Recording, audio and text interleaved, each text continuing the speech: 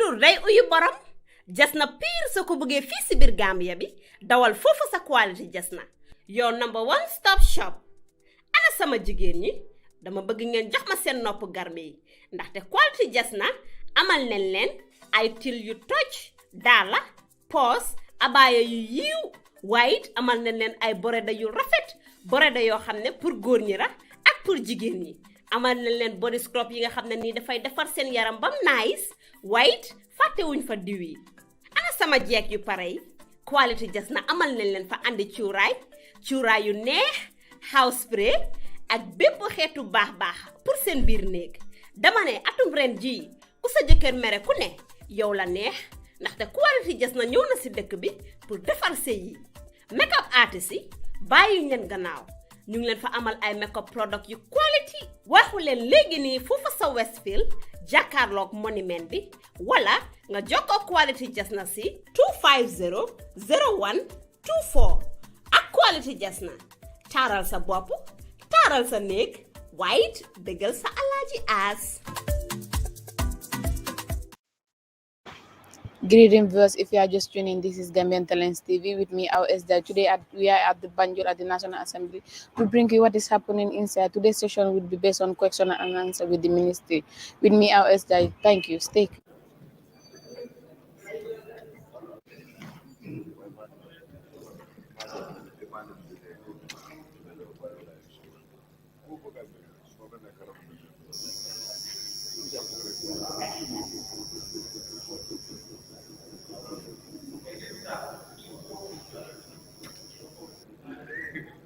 He said he is confused.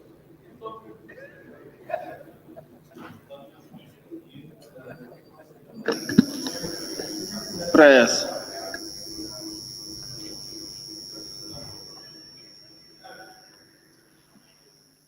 Almighty God, who in thy wisdom and goodness has appointed the offices of rulers and parliament for the welfare of society and just government of men, we beseech thee to behold with thy abundant favor us, thy servant, whom thou hast been pleased to call to the performance of important tasks in this land. Let thy blessing descend upon us here in this house assembled.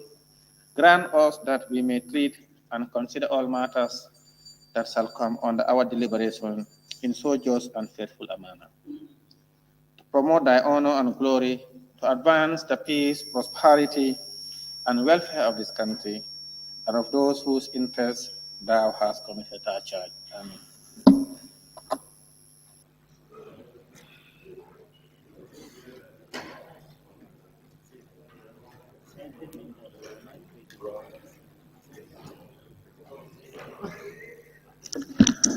Correction and approval of records of votes and proceedings of the National Assembly sitting of Tuesday, 19.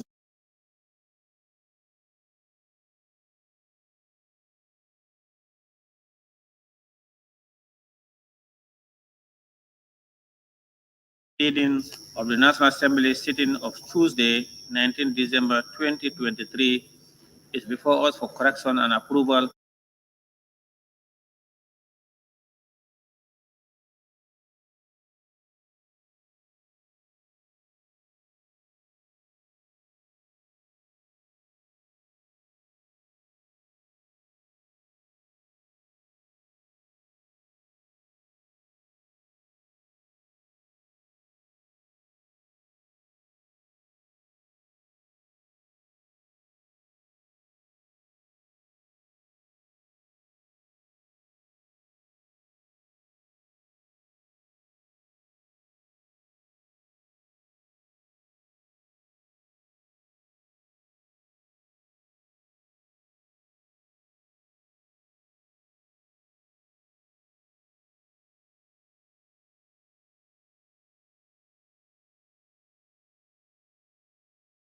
May do so by show of tap.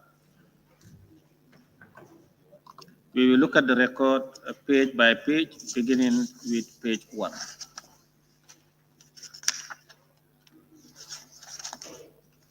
Any observation on page 1? Let's move to page 2.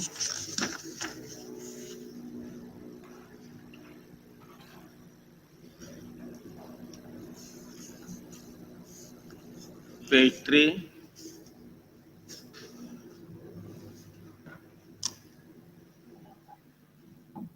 Page 3.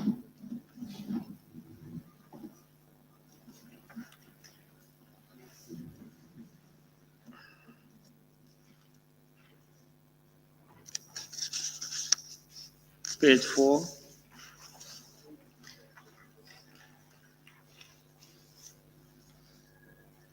Page 5.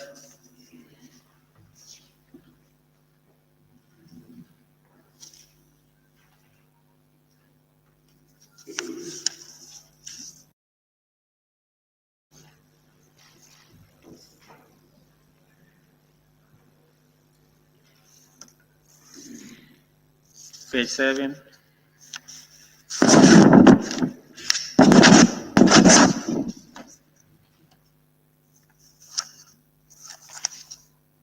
Page 8. Member for Woolly East. Yes, thank you, Honorable Speaker. End of it. Under that, question put and disagreed to on a division. So we are not disagreeing to the division. We should say question a second, there was a division. That's clearer. That's my suggestion. Yes, you can shake your head. Honorable members, on end of debate, question put and disagreed to on a division. The honorable member is suggesting for it to be recasted. The question was put, and agreed to, and there was a division.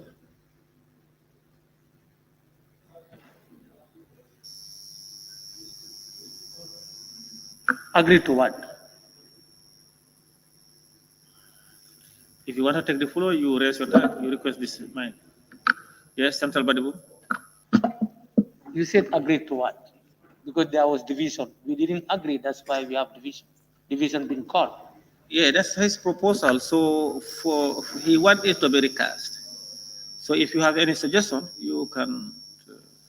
That's what he's saying. He said question was put and agreed to on a division. For him, he has a different opinion, and he's entitled to his opinion. So he wants us to look at it because as it is,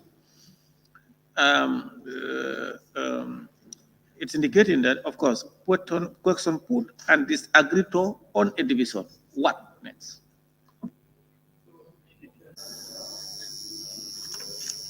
Question and oral answer. Honorable members, as per the order paper and order 41 sub 1 of the standing orders, today is questions for oral answers. Furthermore, as a reminder, clause 43 of the standing orders limited supplementary questions to 7 in total, 2 from the honorable member asking the question and 5 among other members. Therefore, we will proceed with the honorable ministers scheduled for today to give their oral answers. Thank you, Clerk. We may proceed. Questions for oral answer. Are the Honorable Minister for Youth and Sports. Questions for which due notices were given to the Honorable Minister for Youth and Sport by honorable members for oral answers. Honorable Minister, please proceed to the podium.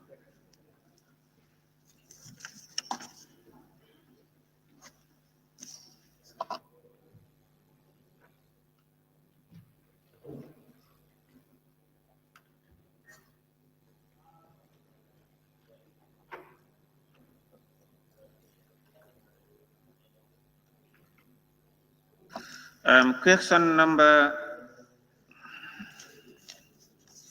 385 of 2023 by the member for Janjambure.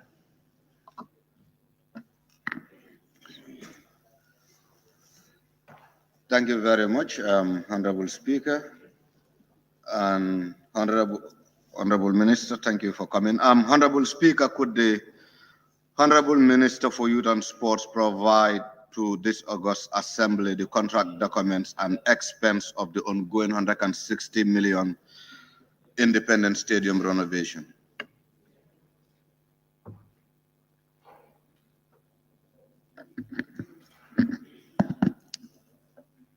Good morning. Honorable Speaker, thank you. Honorable Speaker, yes, the ministry is okay to share the contract documents and expenses of the ongoing renovation and remodeling of the Independence Stadium with this August body.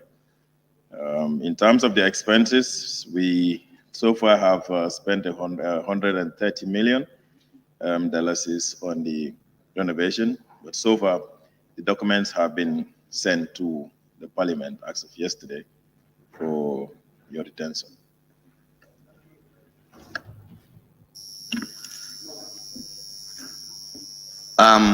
Honorable Minister,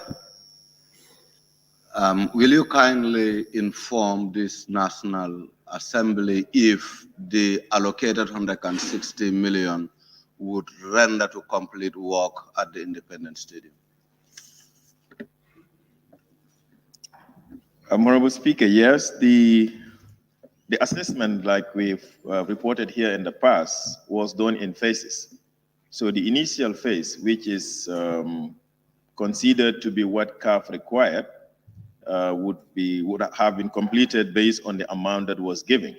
However, there is a second phase and a third phase of the project, and as we speak, we are getting into the second phase, and that was not part of the initial assessment done by the Ministry of Works. Honorable Speaker, Honorable Minister rather, when do you think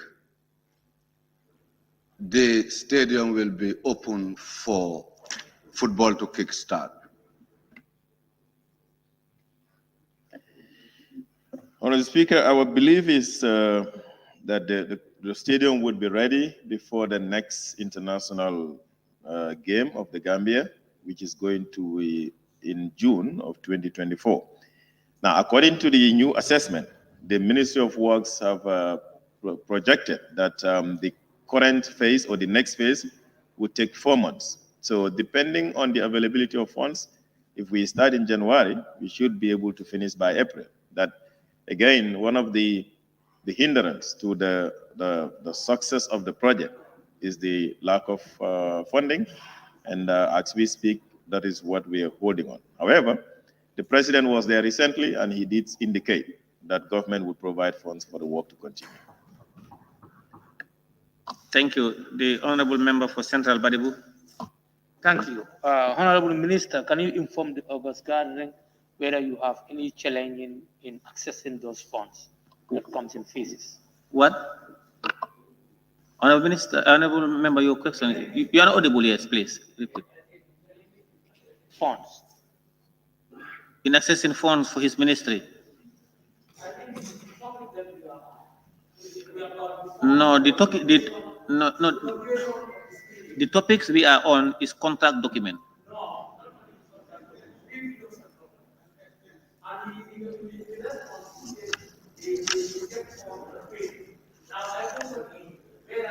Challenges in accessing those funds. You are not with us.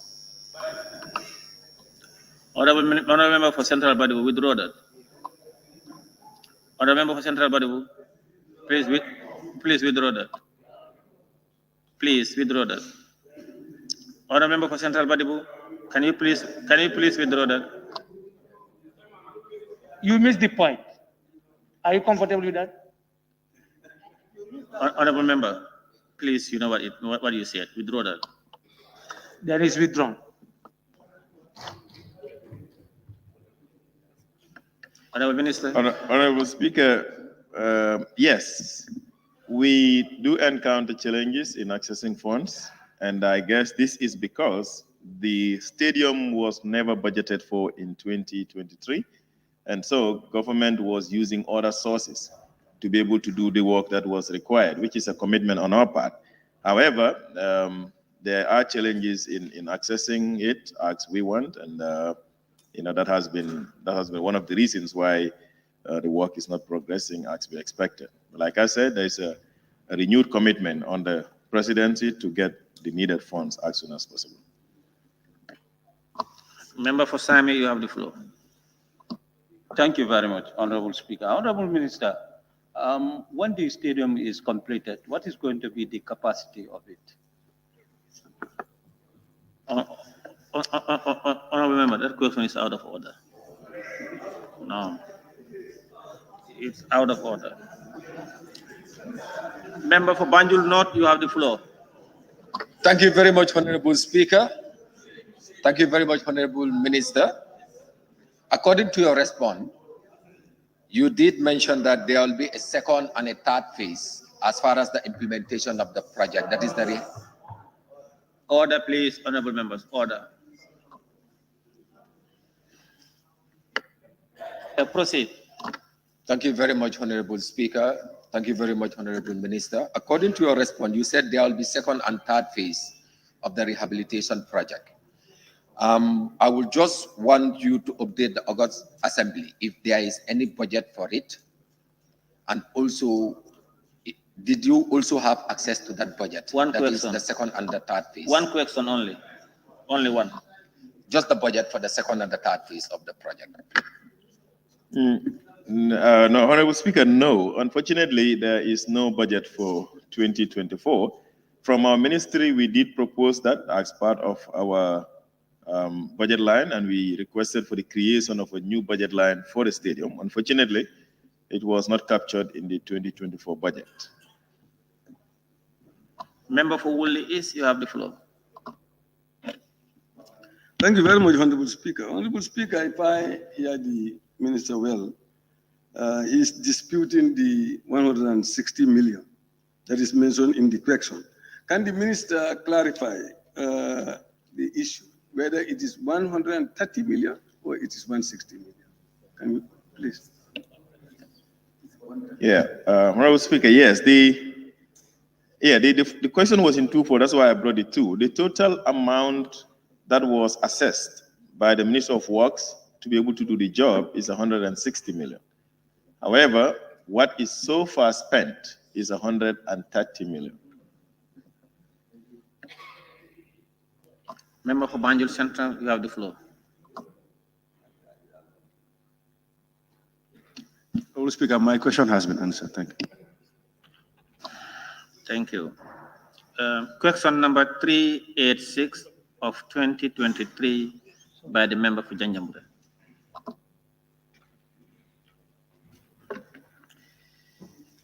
Honorable Speaker, could the Honorable Minister for Youth and Sports inform this August Assembly what prevented the Ministry from providing to this Assembly the contract documents of the 7 mini stadiums under construction by the Ministry as requested during the last oral question and answer session? Honorable Speaker, the non-submission of the contract documents by the Ministry was purely an administrative error. I was informed that the documents were sent, and I believe that indeed it was sent. However, I came to know that the documents were not sent when I saw this question for this ordinary session, and I have requested that they be submitted, and I was briefed yesterday that the documents have been sent. But my apologies that we did not send it at the time that it was supposed to be sent. Honorable members, I am informed by the Office of the Clerk that we are in receipt of the documents.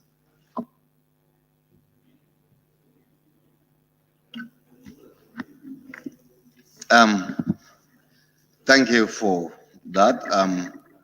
Honorable Minister, can you inform this August Assembly as per the breakdown of that contract? No. Honorable Minister, Honorable Member, that question is out of order. Can I say this, Honorable Speaker, please? No, you have your second question. You have one more. You have one more? Yes.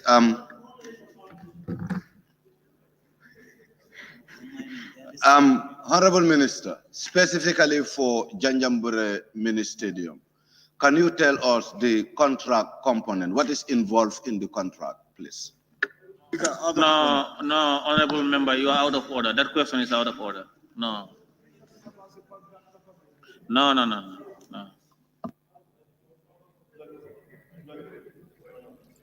Any other supplementary? Question number 387 of 2023 by the member for Fonyi Bondali.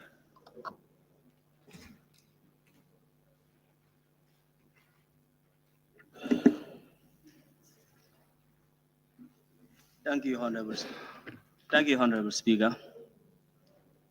Honorable Speaker, in this ministry question, decentralization sport, infrastructure development in the country, could the Honorable Minister for Youth and Sport inform this August Assembly whether there are plans to establish a multi-purpose sports center in Fonyi Bondali?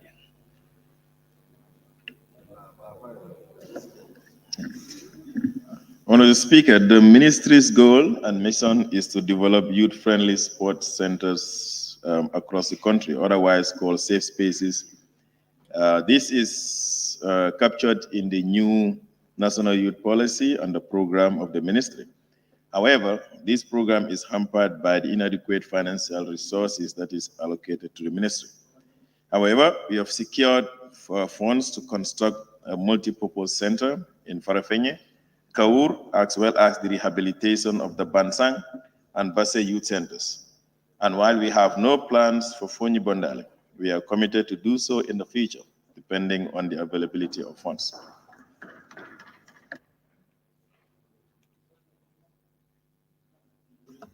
Honorable member, you have two supplementary questions if you wish to. The member for Woolly is. Thank you, Honorable Speaker. Honorable Speaker, since the minister said they are interested to put everywhere, could the minister inform the Assembly whether the ministry is having any plans to support youth that are initiating such sports centers in their area?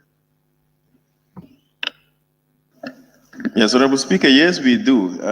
While we normally have our own project that we are funded, fully funded, there has been instances where communities come up with an initiative and then we contribute towards the idea that they have. So be it a football field or any youth center, I mean, we can definitely be able to put in our little resources to contribute to support what is coming from the communities. But of course, we need to get a request for that. Member for Fonyi Councillor. Thank you very much, Honorable Speaker. The Minister of Youth, currently Fonyi Bondali, as a constituency, had a land that the youths want the renovation. Would you be availing yourself to link to those youths in order to see how best you can also support them? If yes, what mechanism would they use to be at your end? Thank you. Honorable, we missed the first part of your question. Can you repeat your question, please? Yes, I said currently Fonyi Bondali had a place where the youths have initiated a very big football field, which they are taking onto their own self in building sports to their community. As a ministry, what would be your supportive stand in that initiative? Well, really depends on what exactly, because if the land is allocated, I think that's the first stage. So we can normally support a community to justify the need for it if it's going to be allocated by the Minister of Lands, and we do write backup letters for the allocation and the leasing. Secondly, if you want to develop it further, like I said recently, we can always support. Our problem has always been the recurrent issue of the inadequacy in our funding. And the challenge is bigger, but the budget is less. But we definitely committed to continue what we have already started, which is the improvement of sport and youth centers across the country.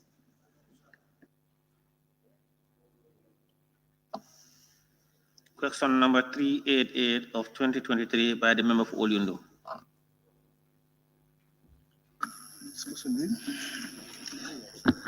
Thank you, Honorable Speaker. Honorable Speaker, could the Honorable Minister for Youth and Sports inform this August Assembly how much money has been disbursed to the Ministry from the sports levy since 2021 to date? Our Speaker, from January 2021 to October 2023, a total of $168,224,115 has been disbursed from the sport levy through the Ministry of Finance. Thank you, Honorable Minister. I just wanted to ask, under whose custody do this account, who is the custodian of the account of the sports levy? Who administers the account?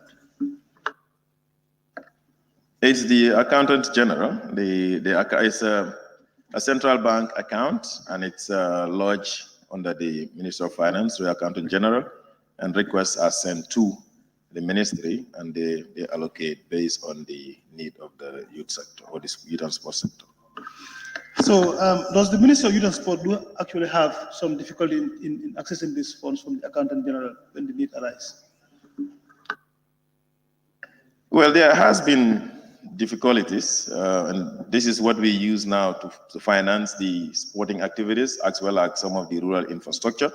Yep, sometimes we put in requests and maybe the PS or the minister is out of country, and it takes a period before approval is granted because it needs the endorsement of either or for us to access it. So that has been a challenge, and sometimes there might be some other bottlenecks in between to get it. But yes, I mean, to make it simple, we have had challenges in the past to get the funds, and it causes delay in our ability to respond to the requests from the associations. Member for Joshua. Thank you very much, Honorable Speaker. Honorable Ministers, when it comes to levy, will they normally send you the records of what they have collected on your behalf before disbursing funds to you? Honorable, most of the time, when you take to the podium, we barely hear what you try to across. I think the minister heard me clearly. I want me to repeat my president's voice. Oh, no, Let me use my... Please, honorable member, the minister is not presiding. I'm presiding, and I am directing what to do. Let me use the voice of my president. Huh? Please, go ahead. Repeat your question. And Honorable Speaker. And be clear and audible. Honorable Speaker, you hearing me now? Please, please go ahead. When it comes to levy, my question to him is, do they normally send you the amount collected on your behalf before disbursing funds to you? Yes, they do. There is, because GRA is collecting. So at the end of every month, GRA would normally write a letter to us, write a letter to the Accountant General and copy us to say, for the month of September, this is how much was collected for the levy. And we know we have a record of it.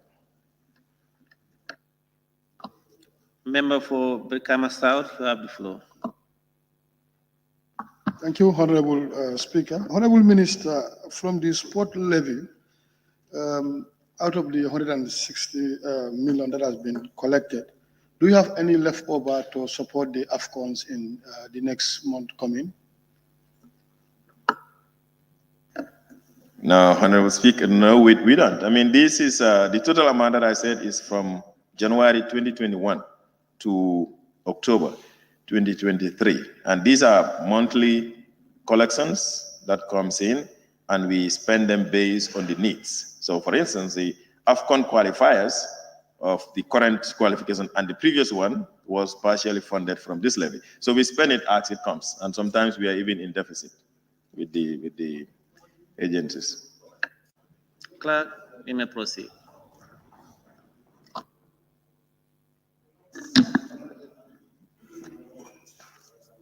Questions for oral answer by the Honorable Minister for Trade, Industry, Regional Integration and Employment. Honorable Minister for Trade, Industry and Regional Integration Regional Integration and Employment, you may take the podium.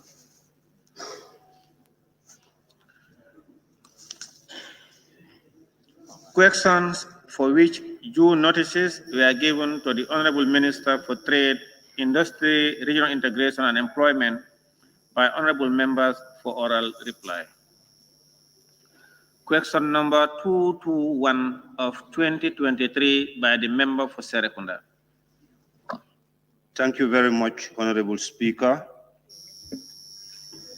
Honorable Speaker, could the Honorable Minister for Trade, Industry, Regional Integration and Employment inform this August Assembly whether his ministry has any policies to regulate corner or convenience shops as to what they should sell?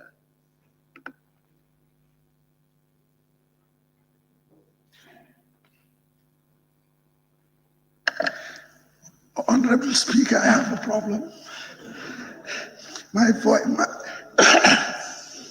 have a lot of dust in my chest, so I'll do my best to read my answers.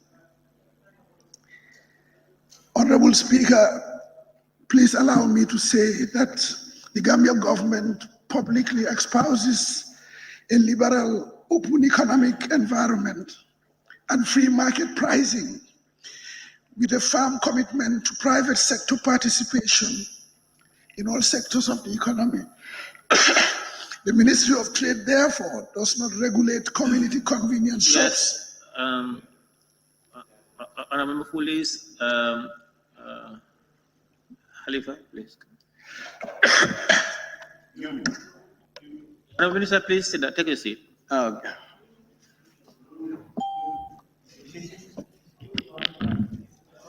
That's your seat here. No, it's not Jimmy. I'm not getting there. It's not feeling well.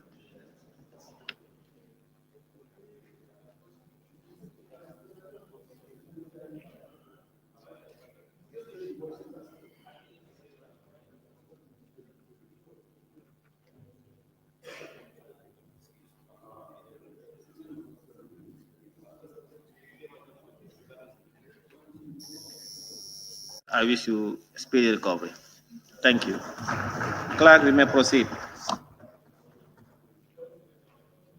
In accordance with Order 14.3, I hereby vary today's order paper and invite the Minister for Environment, Climate Change, and Natural Resources. Honorable Minister, you may take. Questions for oral answer by the Honorable Minister for Environment, Climate Change and Natural Resources.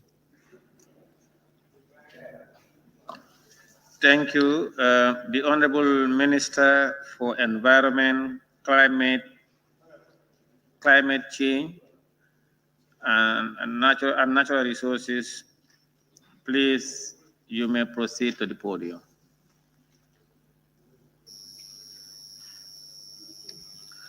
Questions for which due notices were given to the Honorable Minister for Environment, Climate Change and Natural Resources by honorable members for oral reply.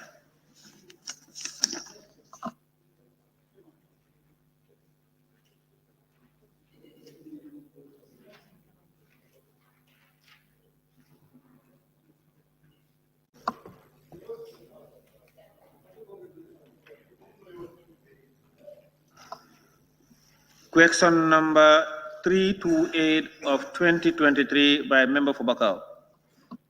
Thank you very much, Honorable Speaker. Honorable Speaker, could the Honorable Minister for Environment, Climate Change and Natural Resources furnish this August Assembly with the mineral or natural resources that are being mined in the country and what criteria are in place for the issuance of license to companies mining these resources? Thank you, Honorable Speaker. I use this opportunity to share this knowledge with National Assembly member that the mandate of issuing mining and quarrying license is under the jurisdiction of the Ministry of Petroleum and Energy through the Department of Geology. The Act governing mining and quarrying in the Gambia is the Mines and Quarrying Act 2005. The role of the Minister of Environment through the National Environment Agency is mainly environmental screening, scoping, and processing, the implementation of the environmental, social, and impact assessment, and other related safeguard measures as stipulated in the National Environment Management Act. So that is so far we have to deal with minings. Thank you. Thank you. No further question. We talk and respond.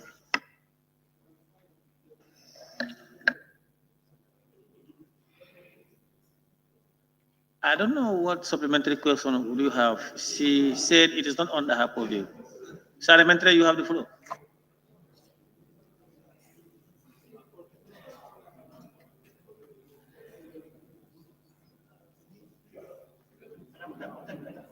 Not and minority leader to read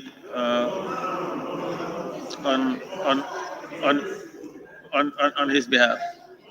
Honorable Minister, yes, there are plans, but not yet ready to be implemented. But do you also foresee trying to communicate to the Gambian people so that they have understanding before the project kick off about the carbon trading? Do your ministry have plan to engage the citizens, particularly the farmers? Thank you, Honorable Member. Honorable Speaker, some of these things are policy matters and programs within the ministry.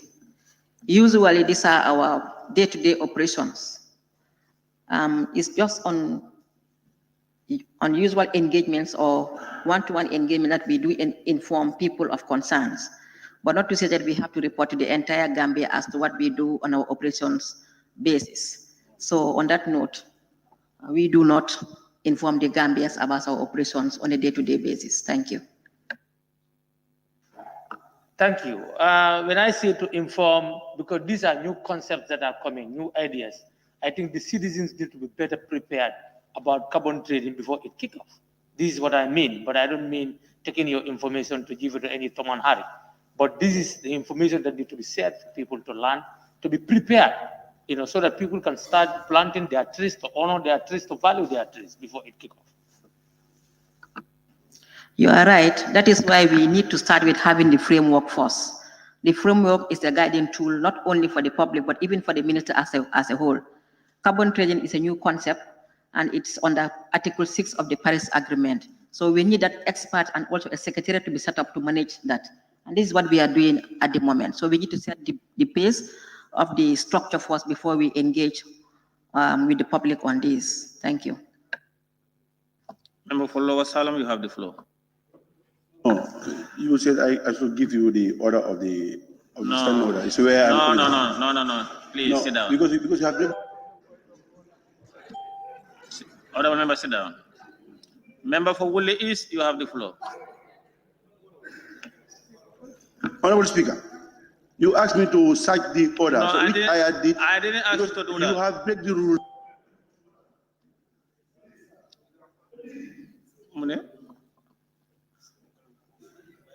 Honorable, I didn't ask you to search anything for me.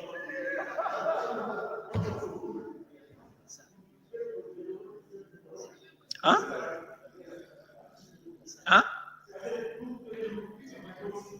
Honorable, please take your seat. Sit down. If you don't have supplementary question, take your seat. No. Member for Woodley East, you have the floor. Yes, thank you very much, Honorable Speaker. Honorable Speaker, in respect to the financial scheme, we are also aware that we have stakeholders who have a lot of ideas on these financial schemes as we interact with them. How involved are they in your whole process, in this whole process? Your stakeholders.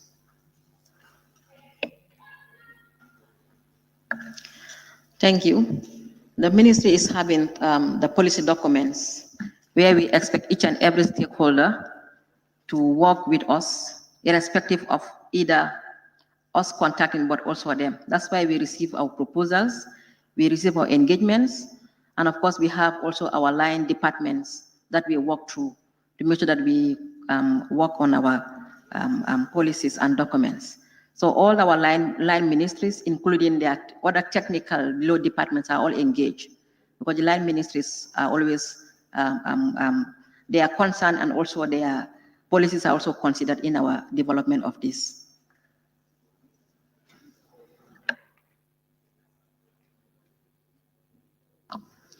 Thank you, Honorable Minister for Environment, for those answers provided to this assembly.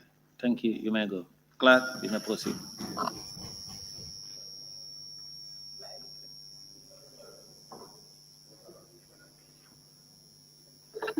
Questions for oral answer by the Honorable Minister for Agriculture.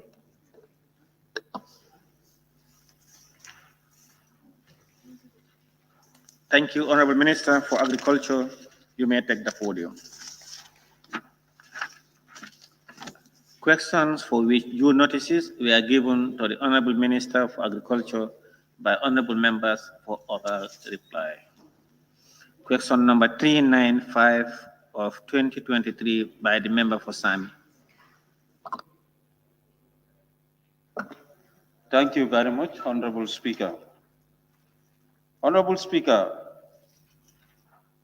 farmers in the Gambia regularly complain about lack of tractors during the rainy season. Could the Honorable Minister for Agriculture explain to this August Assembly what plans are in place to solve this problem?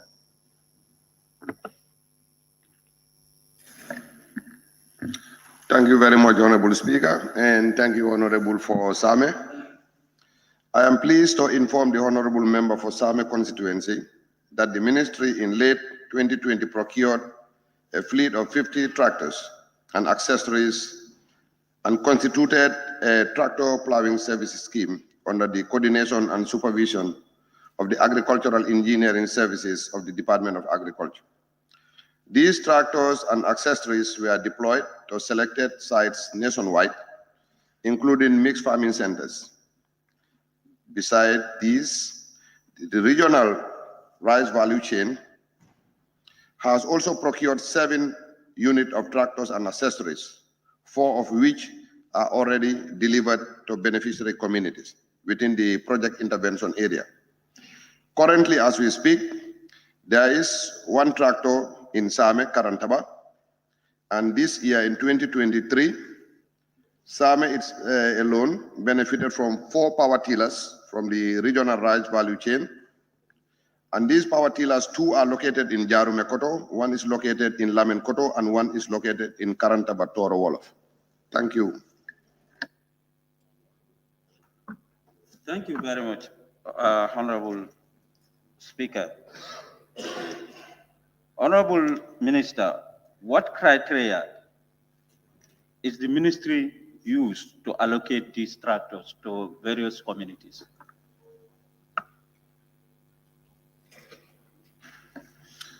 Thank you very much, Honorable for Same. The tractors were allocated in 2020, and I think these have been asked here several times.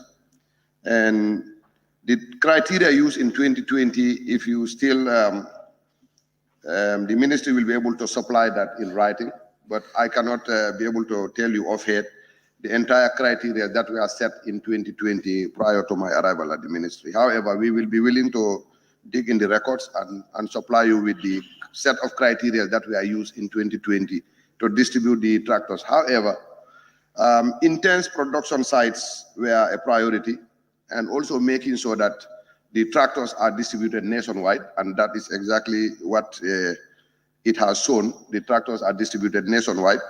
Of course, a bulk of them are based in CRR South, and that's because our focus on rice production. But nonetheless, the exact set of criteria we'll be happy to share with you. Thank you. Thank you very much, Honorable Speaker. Honorable Minister, who are responsible of these tractors? Thank you so much, Honorable Member. The tractors, like I said, they are under the supervision of the Department of Engineering, the engineering unit of the Department of Agriculture, through our regional agricultural directorate. So the tractor in Same, in your constituency, is under the direct supervision of the Director of Agriculture in CRR North with the assistance of the Department of Engineering of the Ministry of Agriculture.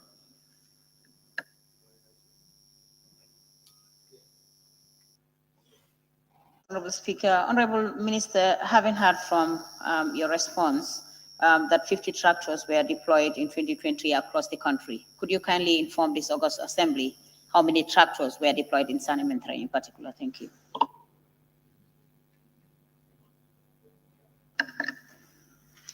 Thank you so much. Let me look at my record, but I think Sanementre, as it is, there is not a specific tractor deployed, but the West Coast, which is headquartered in Yundum, is the one that's covering the entire Sanementre all the way to the Combo South.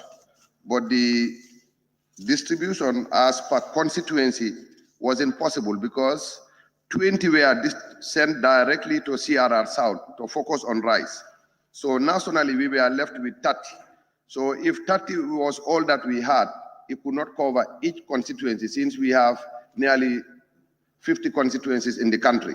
So there are constituencies that don't have a specific tractor allocated to that specific constituency. However, services shall always be provided if you contact the Regional Agricultural Directorate nearest you. For your case, it will be in Yundu. Thank you. The question is about lack of tractors during the rainy season.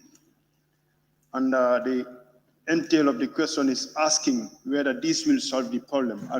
And you've indicated that the ministry bought 50 tractors and those tractors are distributed in the country. Will this solve the problem? Thank you very much. No, it will not solve the problem. And I think most of you in this August gathering are fully aware of the plan at the ministry, that is to procure 180 tractors and 20 rotavator boats. And this was put in our 2024 budget. The plan is to have the farmer pay 25%, the government pay 25%, and the other 50% be staggered in a period of 4 years, depending on what comes out at the end of our discussion.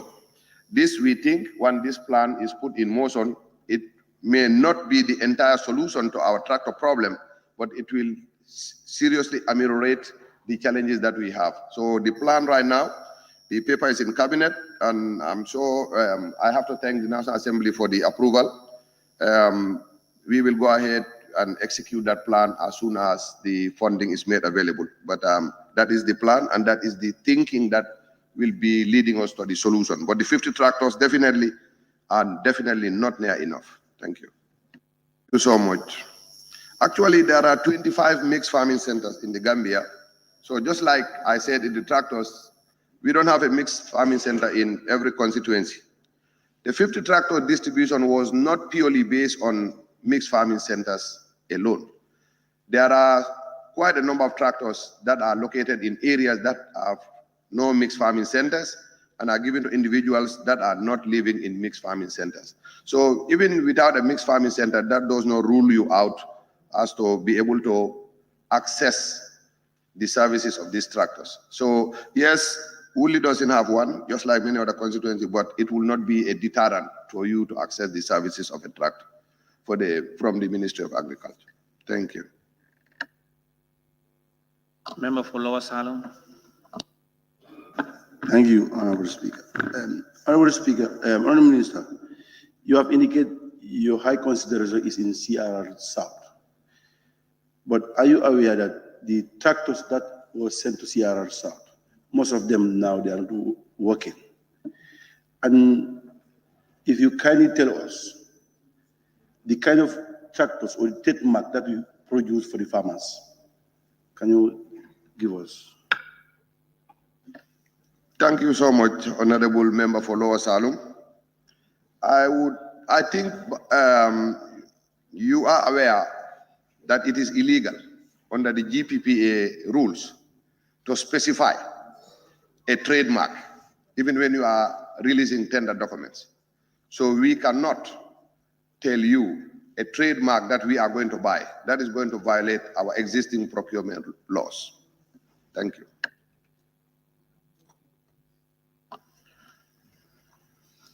Question number 396 of 2023 by the member for Busumbala.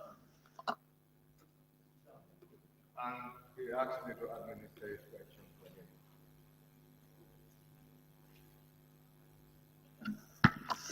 The member for Janjambure, please read on his behalf.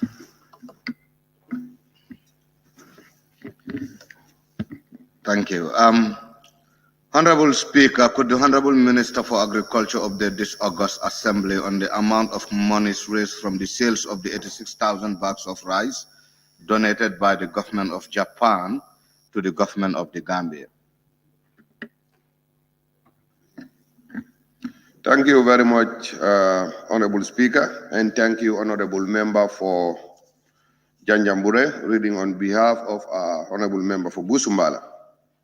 Honorable Speaker, I am pleased to inform the Honorable Member for Busumbala constituency that the National Food Security Processing and Marketing Corporation, NFSMC, formerly called GGC, received 69,643 bags of donated rice at our depot, not 86,000 as indicated in the question.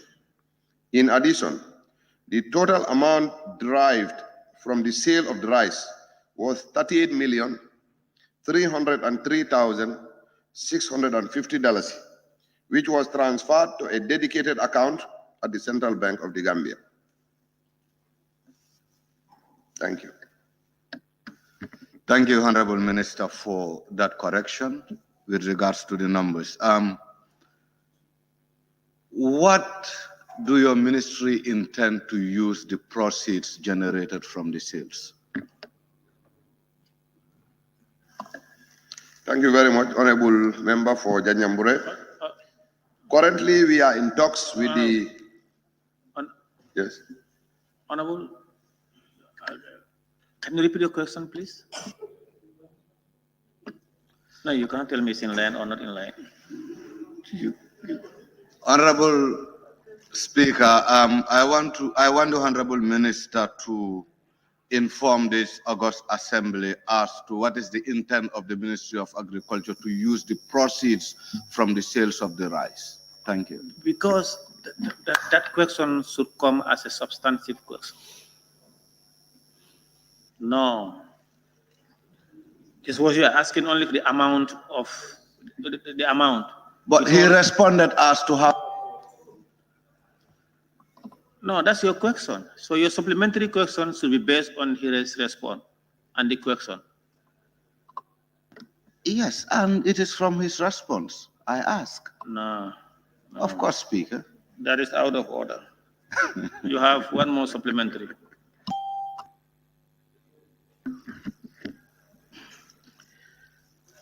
Honorable Minister, how was the distribution of this rice done nationwide? No, Honorable Member. No. No.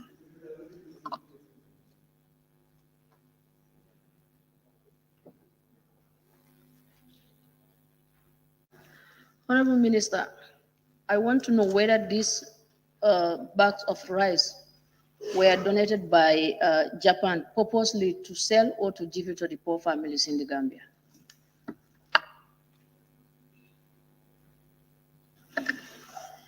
Thank you, Honorable Speaker, and thank you, Honorable Fufoni Berefet. The rice was purposely donated to the government of the Gambia to sell and put in a dedicated account and use it for purposes that will be determined between the Ministry of Agriculture and the Japanese government. Thank you. Member for Joshua. Honorable Speaker, Honorable Minister, do your ministry have access to the funds?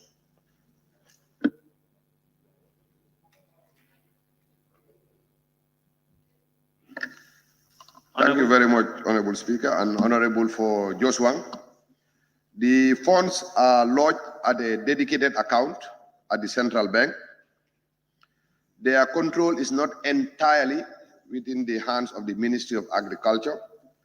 For use of those funds, my team, together with the Japanese embassy in Dakar, has to sit down, look at what we want to use the funds for, and agree, and the funds be used for that purpose. So it is controlled by the ministry and the Japanese embassy in Dakar, but is lodged at the Central Bank of the Gambia. The said account, how much have you accessed in order to implement in the agricultural production? Honorable Member for Brikama, the tractors, 50 tractors that we are just talking about, were procured from this fund in 2022. Sorry, in 2020. But since your question said how much, I assume you are asking for a specific number in dollars value, which I don't have in the records here or offhand to be able to tell you exact amount of dollars value that we have accessed. If you will be interested in the specific number of what has been accessed, I don't know whether you want it from the inception of these funds or you are asking for the 2023. For 2020. No. No, you have only one question. Honorable Speaker, the Honorable Minister is asking for clarification. So I can adequately respond to my question. The member for Woodley East, you have the floor. For the sales.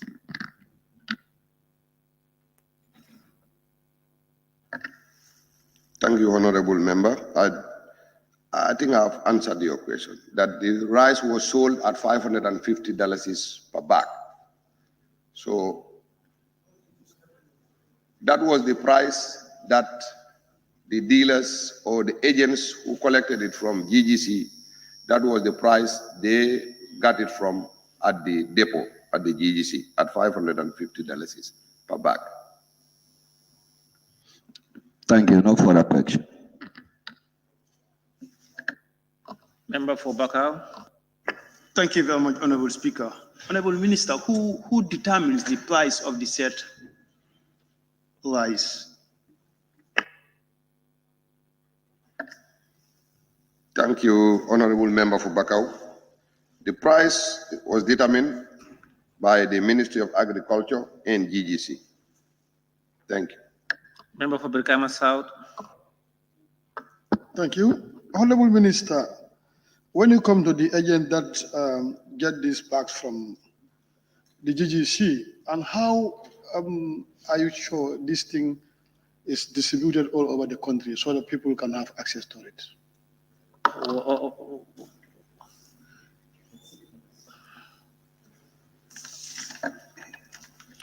Thank you. You said how you did the agent? Agents? Yes, there are agents that are responsible for getting this rice from GGC to sell it to the population. How does it get to the entire country in terms of access? That, that's a very good question. But I have not even read there. I didn't say it's not substantive or it's a substantive.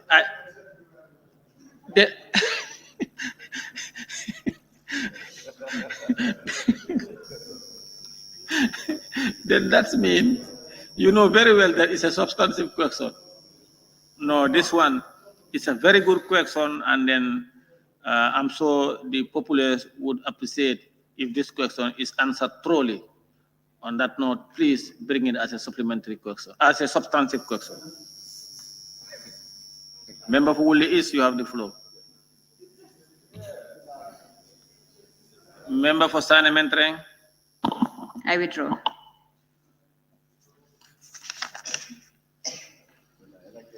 Question number 398 of 2023 by the member for Banjul Central.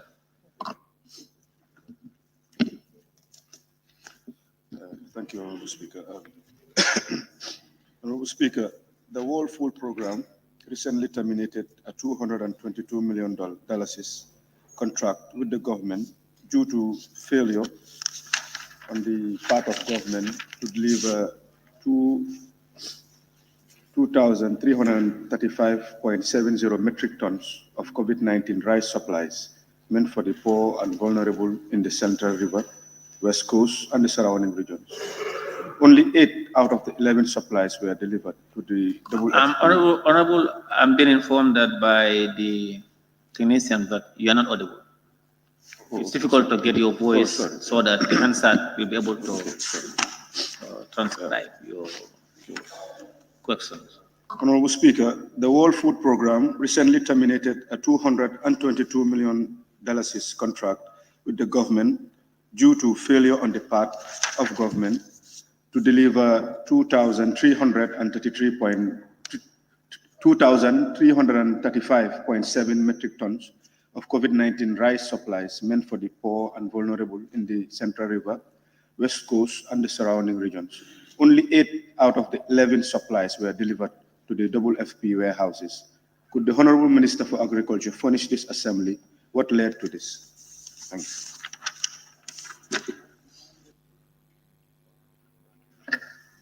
Thank you very much, Honorable Speaker, and thank you, Honorable, for Banjul Central.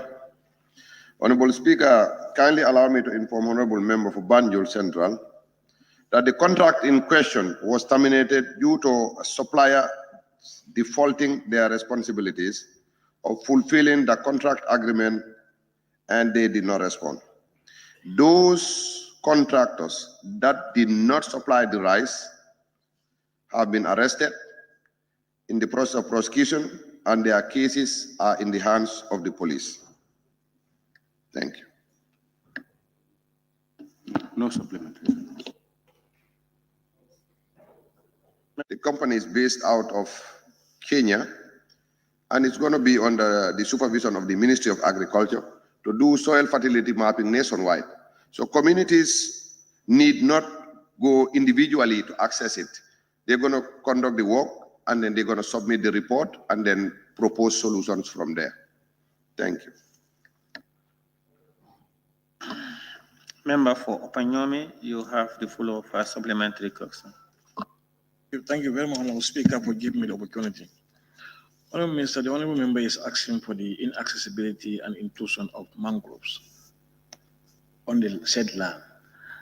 Is it at the same as soil intrusion? And with the rice tolerance, soil tolerant rice varieties you have, are you having them in your possession under your institutions?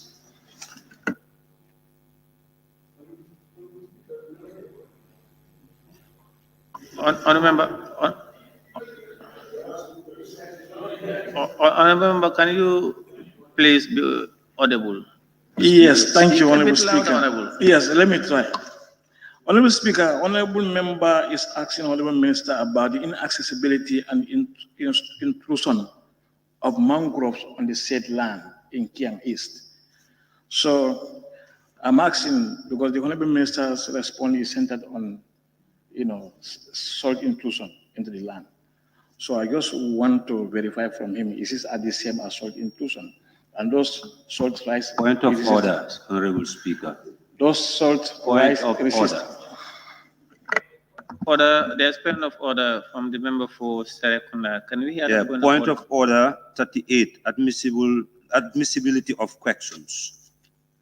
L.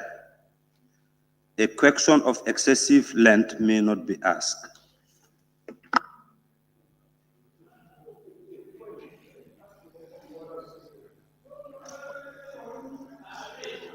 I don't think. Yes. Honorable member, I am not sure how to determine how long, because what he said is it must not be more than a minute. So please, honorable members. So at this instant, I'm unable to determine, to make a ruling on that, but I'll come back on that. Can you ask your question? Let me see. I'll come back and then deliver a ruling. Honorable Minister, those salt rice resistant rice varieties you are talking about, do you have them under your possession in your institutions? Thank you. Point of order, Honorable Speaker. No, please. Yes, point of order. I'm rising on No, 38. let me, Yeah. please, there is a point of order. Let me rule on that first. Your earlier point of order. Yes, I said I will come back to it because of here, having heard from his supplementary question, he is within the 1 minute time allocated for a supplementary question. So he's in order. But let me hear from your next point of order. Next point of order is 38J. A question fully answered shall not be asked again during the same session. When the minister answered the question, the member wasn't here. What he's asking is fully answered by the minister. Thank you very much.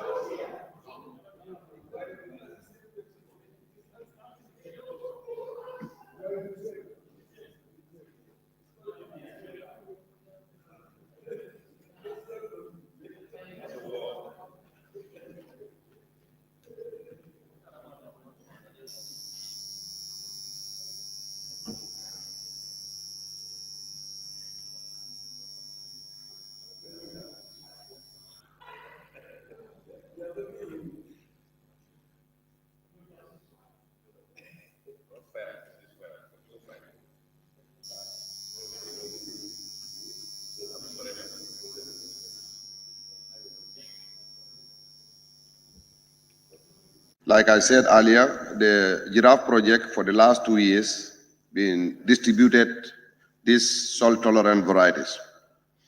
And your specific question whether our institution, which will be NARI, NARI is in the process of being able to develop these seed varieties nationally.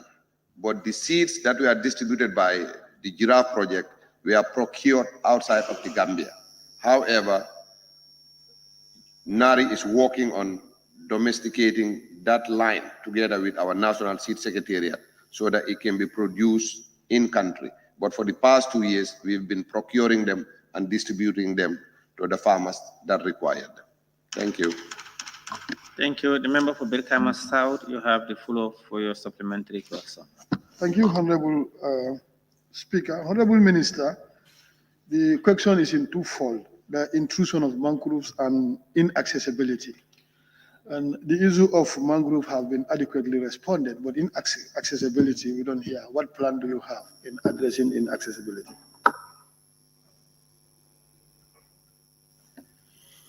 Thank you very much. Actually, mangroves are not expanding. Given the climate change, mangroves are one of the greatest victims. So inaccessibility, this giraffe project has, as we speak, a tender on the newspapers for feeder roads. And these feeder roads are about 178 or thereabout, somewhere a little less than 200 kilometers of feeder roads distributed nationwide. And these feeder roads are targeting only agricultural areas. The primary goal of the feeder road is to be connected to the gardens so that produce can get to the market.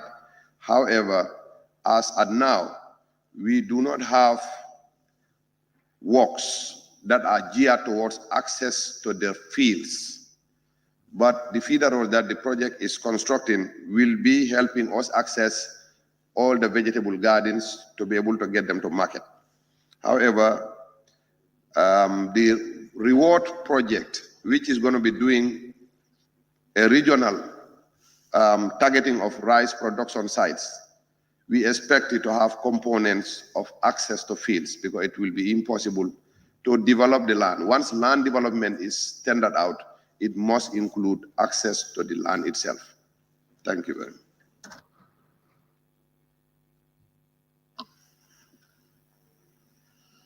Question number 404 of 2023 by the member for King Central. Thank you, Honorable Speaker. I withdraw this question. Thank you. Question number 406 of 2023 by the member for Fonyi Bondali.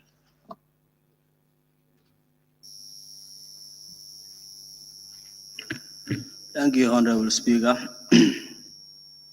Honorable Speaker, could the Honorable Minister for Agriculture inform this August Assembly of the Ministry's plan, if any, to develop community women's garden in Nyefiba, Nyefinding, Kayabor, and the surrounding villages, as well as maintenance of the existing ones in Fonyi, Bondali Jola, Blengat, and Bantanjang?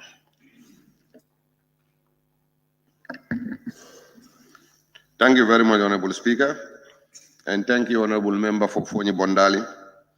Honorable Speaker, please allow me to inform the Honorable Member for Fonyi Bondali that the Giraffe project will construct a 5-hectare garden at Bondali and Chabai in the Fonyi Bondali district in this 2024. Other projects within my ministry are also working towards supporting women by rehabilitating their vegetable gardens and with improved vegetable seeds and market access. Projects supporting gardens are demand-driven, and as such, I will urge the Honorable Member to support his communities in the application process through our regional directorate. For your case will be the office in Yundu. Thank you.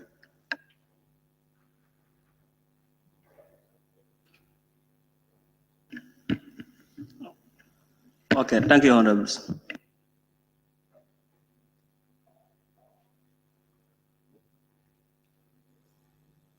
Member for Sani Mentoring, you have the floor. Thank you very much, Honorable Speaker. Honorable Minister, with regards to the communities stated in the parent question, and also the implementation of the Giraffe project in order to support the community stated, effect when? Thank you.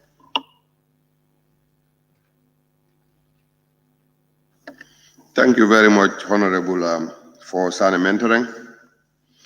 As we speak, contract has been awarded for the design of these gardens, and they are almost at the tail end of the design of all the 40, that is the youth-led 20 and women-led gardens also 20.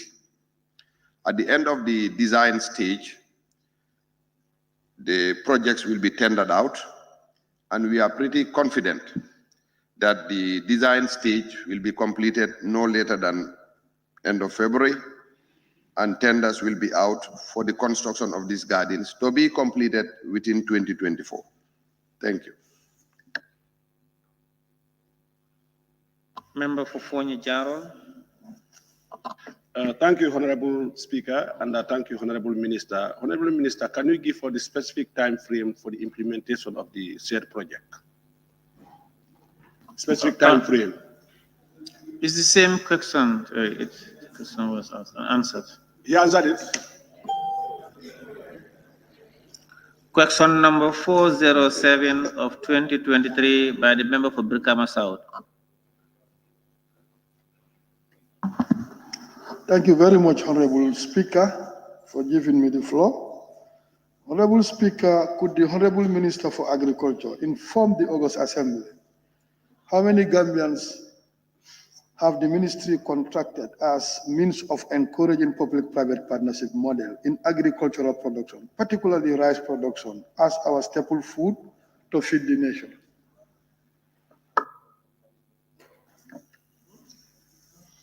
Thank you, Honorable Speaker, and thank you, Honorable Member for Brikama South. Honorable Speaker, I wish to inform the Honorable Member for Brikama South that my ministry does not have a PPP model. What it does is to create the enabling environment for private actors to operate and deliver with equipment, financial, and technical support from the Ministry of Agriculture. It is the investor or the master farmer who contracts smallholder farmers to produce, and he does the aggregation, processing, and marketing. And I'm also pleased to inform the honorable member that in the month of October, The Giraffe project distributed $256 million or equivalent of $4 million to these said private producers to create the environment for them to expand production and be able to contract a lot more of the smallholder farmers. Thank you very much.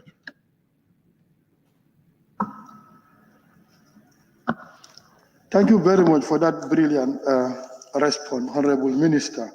But after the $4 million that the Giraffe distributed, how many Gambians benefited? Thank you. Honorable Member for Brikama South. Honorable Speaker, my question is relating to how many Gambians have been contracted. So in his response, Giraffe that is pumping in about $4 million. So I want to know how many people benefited. No, your question is how many Gambians, Koina Tokato, or in the diaspora, have they contacted in supporting them for public-private partnership? That's your question. And he said they don't have that model. Now, you're asking him also, because you are using the word how many. Now, you want to know $400 million, you said. How many Gambians also have benefited on that $400 million? Or $4 million, I'm not sure, $4 million. In fact, my question is related to agricultural production, particularly rice. And Giraffe is intervening. Giraffe is intervening in that dimension. So that's why I still want to ask a further question. He did inform us that $4 million is pumping. Giraffe is pumping it to support the farming sector. So that's why I'm asking how many Gambians have benefited. I understand. But you know, for him to tell you how many Gambians benefited from the $4 million or $400 million, it's a substantive question. I think it's a substantive question. I think the purpose of asking this question is for us to get clarity. That is why we are very much interested to know, because I know Giraffe is a project outside the main. You know, supplementary question, I agree with you 100%, is to elucidate on the answers or to give clarity on the answers provided. But if they are disconnected, they are never connected, they have not even shared parents, so you cannot ask that as a supplementary. No, honestly. No, we are not arguing now. That one is ruled out. Ask another supplementary. One more.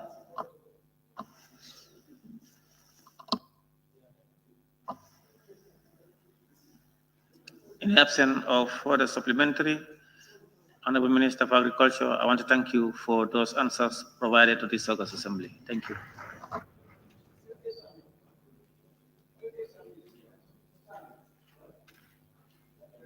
Two notices were given to the Honorable Minister for Petroleum and Energy by honorable members for oral reply. Question number 343 of 2023 by the member for Bundong Kapunda. Thank you very much, Honorable Speaker. Honorable Speaker, could the Honorable Minister for Petroleum and Energy inform this August Assembly whether NAWEC would consider providing Bundung Maternal and Child Health Hospital a separate transformer to help address the low voltage that the hospital keep facing, which affects service delivery in the hospital. Thank you. Thank you, Honorable Member. Honorable Speaker, according to NAWEC, they are aware of this problem at the hospital and are working to install a dedicated transformer for the health facility. A technical assessment was done to determine the requirements, and work will commence soon to install and connect the transformer.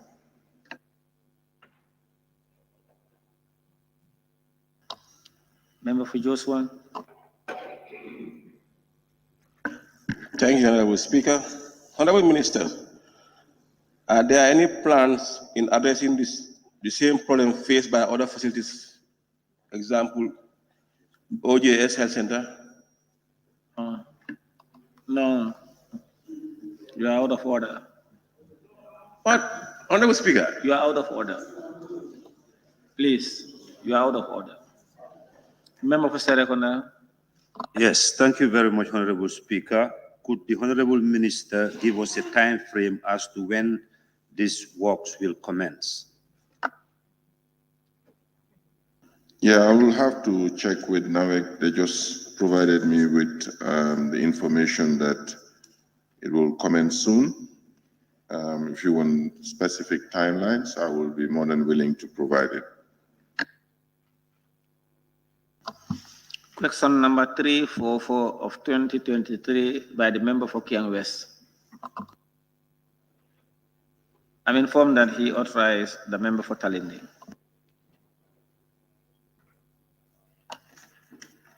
Thank you very much. Thank you very much, Honorable Speaker. Honorable Speaker, Karantaba Health Center, as the only major health center in Kiang West, struggles for energy to effectively use the necessary lab resources to render better health services. Could the Honorable Minister for Petroleum and Energy update this August Assembly on electricity extension from Keneba to Karantaba and give the list of communities to be electrified in the constituency? Thank you very much, Honorable Speaker. According to NAWEC, additional communities in Kiang West, including Karantaba, will be electrified as part of the electricity access program, specifically the ECOWAS Regional Electricity Access Project. NAWEC reported that there was some delays in the start of the implementation, but work has started in the West Coast region, and the contractor is expected to be on the ground in Kiang in the fourth quarter of 2024. According to NAWEC, the work program is expected to be completed before the end of the year. Specifically, the communities of Bajana, Bankuling, Bansatu, Bataling, Birkamanding, Burong, Butu, Gisa, Jili, Jamaru, Janekunda, Jataba, Jefarong, Joli, Julakunda, Kantong Kunda, Karantaba, Kemoto, Keneba, Keno Koto, Kuli Kunda, Kuyang, Bajonki, Manar, Medina, Mandua, Misi Tenda, 19, Nyoro Jataba, Sandeng, Sankandi, Santamba, Taborang Koto, Tankula, Wudia communities that will be electrified in Kiang. Honorable Speaker, could the Honorable Minister for Petroleum and Energy inform this August Assembly? Could the Honorable Minister for Petroleum and Energy inform this August Assembly of government plans to address the issue of electricity in Kiang Central as a perennial concern for the community? Thank you very much, Honorable Member. Honorable Speaker, according to NAWEC, communities in Kiang Central will be electrified as part of the ECOWAS Regional Electricity Access Project. As already explained, there was some delays, but the contractor started work. He is progressively moving, and he has provided us or NAWEC with a works construction schedule, which is identify when he will get to each of the communities. And this is something I am ready and willing to share with you so that you know the anticipated timeline to reach your constituency to do the work and the communities that are covered. But our intention as a ministry, as a government, is to push NAWEC and the contractor to make sure that the works are done as quickly as possible so that the people benefit from this project. Thank you. Thank you very much, Honorable Speaker. Honorable Minister, location of the solar plants to community or a community where there is no electricity. Should this be done? If this should be done in 2024, was this captured in the 2024 budget? Thank you. Yeah, no, but NAWEC's budget is not, this is something that NAWEC has to do, and it's not in the consolidated, in the budget, government's budget. That's a NAWEC domain, and it's not part of the government's budget. But I mean, they have.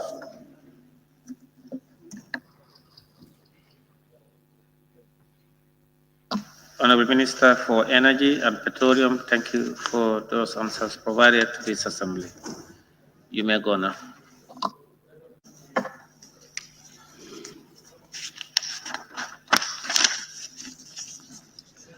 Questions for which due notices were given to the Honorable Minister for Defense by honorable members for oral reply. Question number 408 of 2023 by the member for Fonyi Councillor. All right, thank you very much, Honorable Speaker. Page 8. Thank you, Honorable Speaker. Honorable Speaker, could the Honorable Minister of Defense update this August Assembly on the state of force agreement, SOFA, and state of mission agreement, SOMA, on economic Senegalese soldiers stationed in Fonyi, and submit the military hot pursuit agreement between the Gambia and Senegalese government? Thank you. Thank you, Honorable Speaker. Honorable members of this August Assembly, Honorable Cabinet Ministers, good morning. Honorable Speaker and Honorable members of this Assembly, there is a status of mission agreement between the Economic Community of West African States, ECOWAS, and the Gambia. And this agreement was signed in November 2020. However, I am not aware of any status of force agreement or status of mission agreement between economic Senegalese soldiers stationed in Fonyi.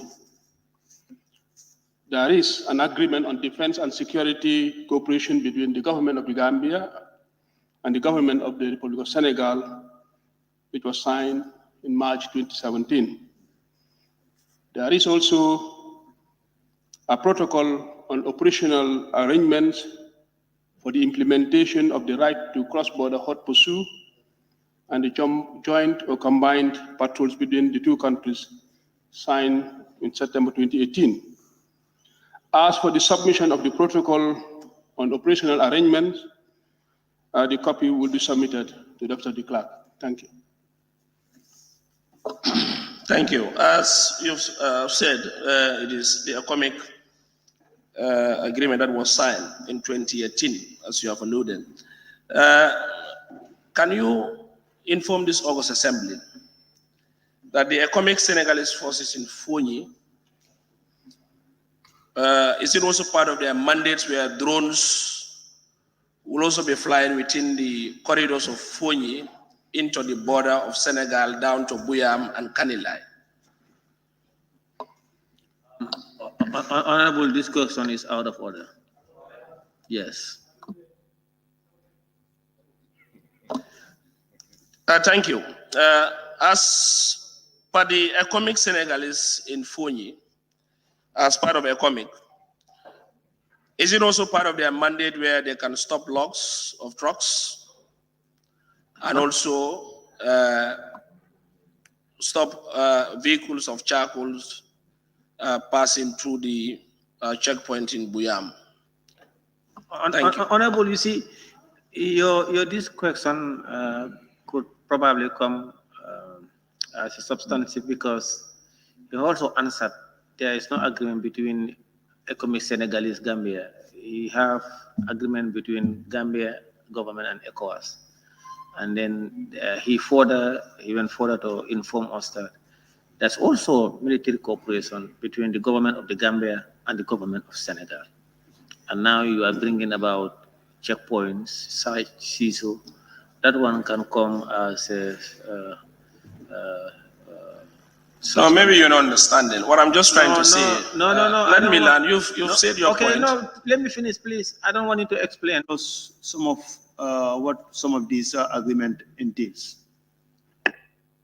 Which agreements?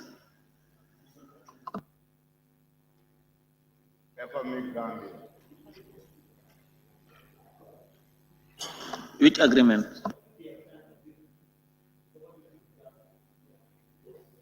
Use your mic, sir. The one in 2017 and the one in 2018.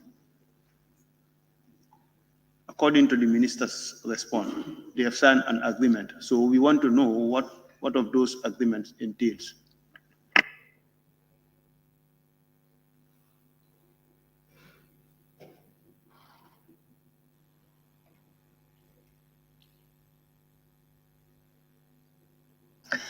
Thank you, Honorable Speaker. Honorable Member for Bakau, the agreement signed between the government of the Gambia and the government of Senegal on defense and security is pertaining to the strengthening of our bilateral defense cooperation agreement between the two countries. Thank you.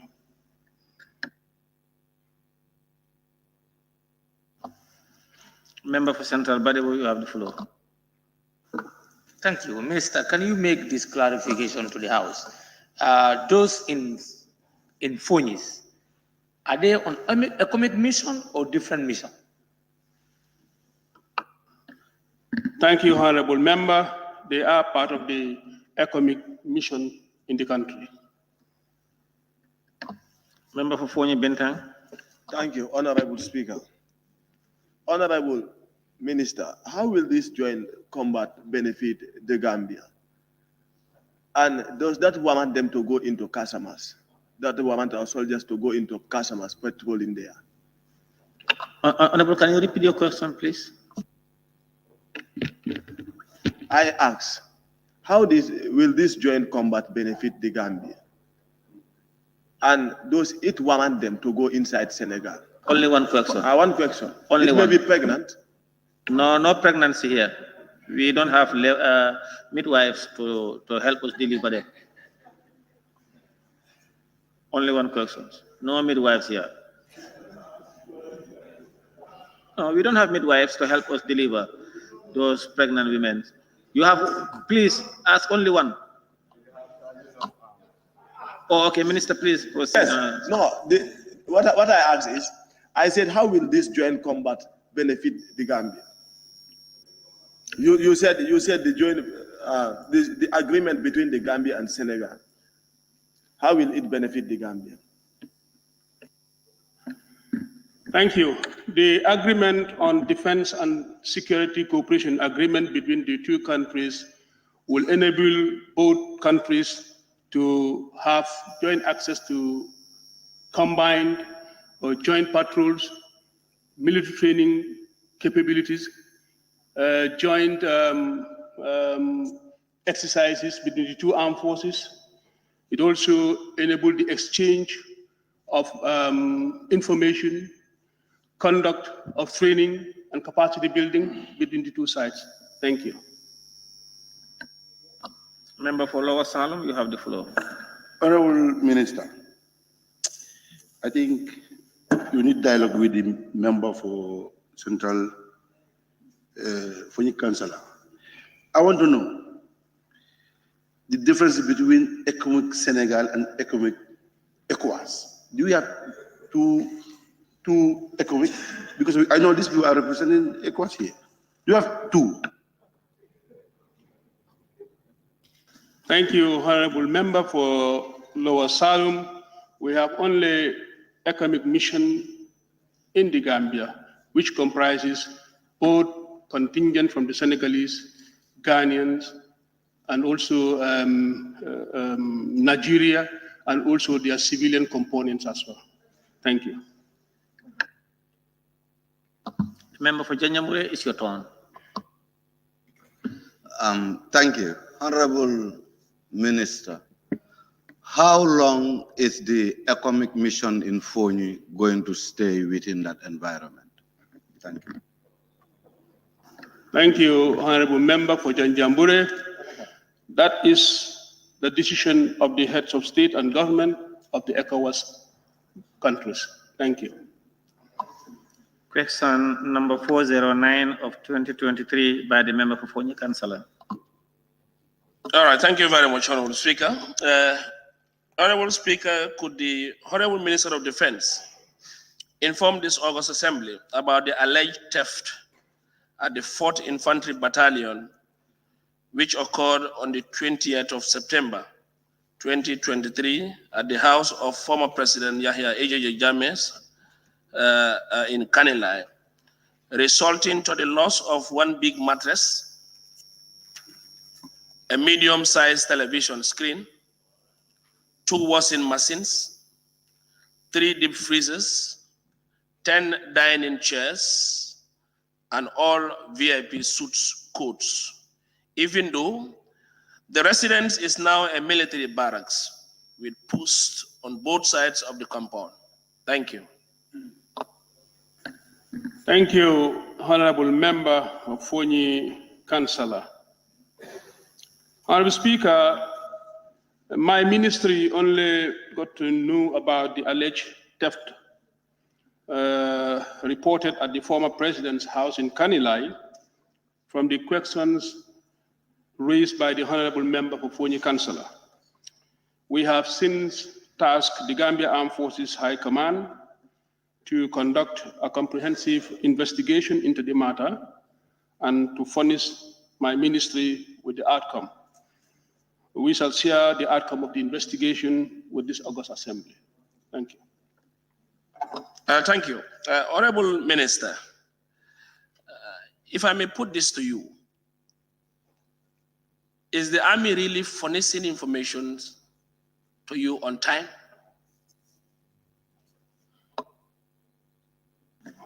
Well, yes. I received information from the Gulf High Command on any situation that happens, but that also don't mean that if the incident has to go through a lot of investigations, while the timely receipt of such investigation also may take time. Thank you. Thank you. Honorable Minister,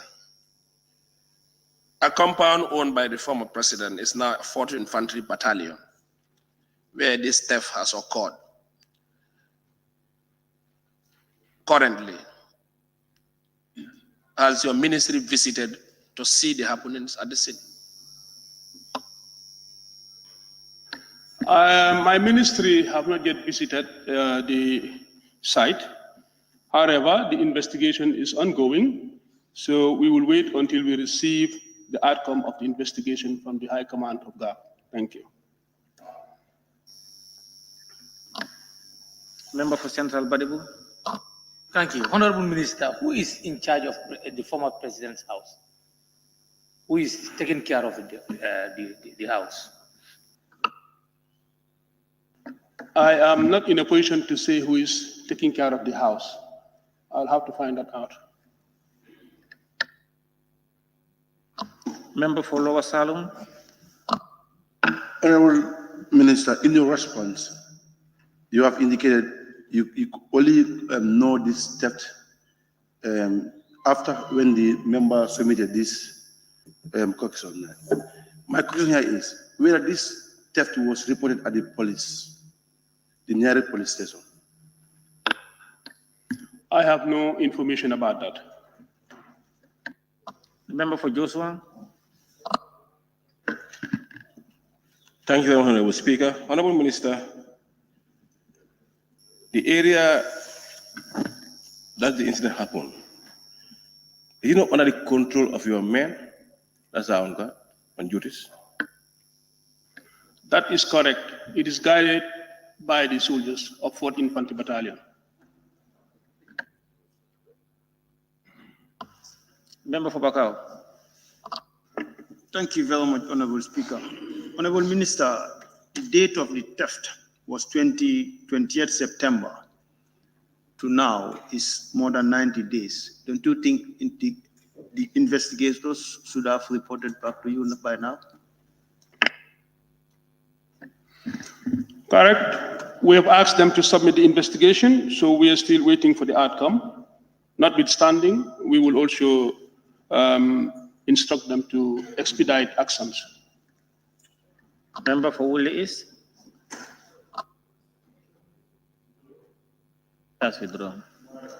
Honorable Minister, we have assigned officers of state to take charge and guard some premises. They must be equal to the task. Whether it's going to be forfeited to the state in the future or not is under their custody. We cannot have a huge battalion guarding such, and these big materials get missing, such building, whether that facility or any other facility of state in the country, that should be taken seriously. Correct, yeah, Mr. Speaker, I concur.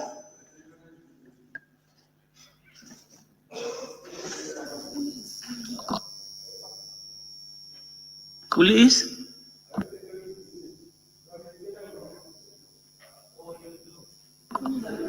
Fonyi Jarol. Police, you withdrew. Fonyi Jarol. Thank you, Honorable Speaker, and then thank you, Honorable Minister. Honorable Minister, I just now want to know what is the essence of having this security at Kalilai when the President's house, there could be a theft case? Thank you, Honorable Member. The positioning of 4th Infantry Battalion of the Gambia Armed Forces is way beyond only guarding the structures at the former president's place. The operational needs for the deployment of the battalion in the border corridor is essential, and primarily is to provide security and safety of the environment and the people living in the general area. Thank you. Question number 410 of 2023 by the member for Fonyi Councillor. Thank you, Honorable Speaker. Honorable Speaker, could the Minister of Defense update this August Assembly on the investigation of the killing of Haruna Jatta early 2017 during a peaceful demonstration against the Senegalese forces stationed in Kanilai? Thank you. Thank you very much, Honorable Member for Fonyi Councillor. Honorable Speaker, the incident that claimed the life of the late Haruna Jatta was not investigated by my ministry. We have the competent institution, which is the police, that should conduct the investigation. I would like to urge the Honorable Member if this can be redirected to the appropriate institutions for investigations, which is the Ministry of Interior and the police. Thank you.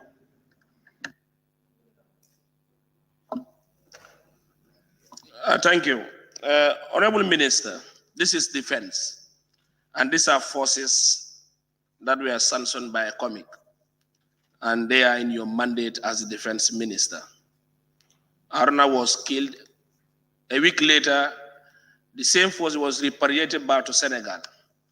As your ministry, what can you inform us on this happening? Thank you, Honorable Member.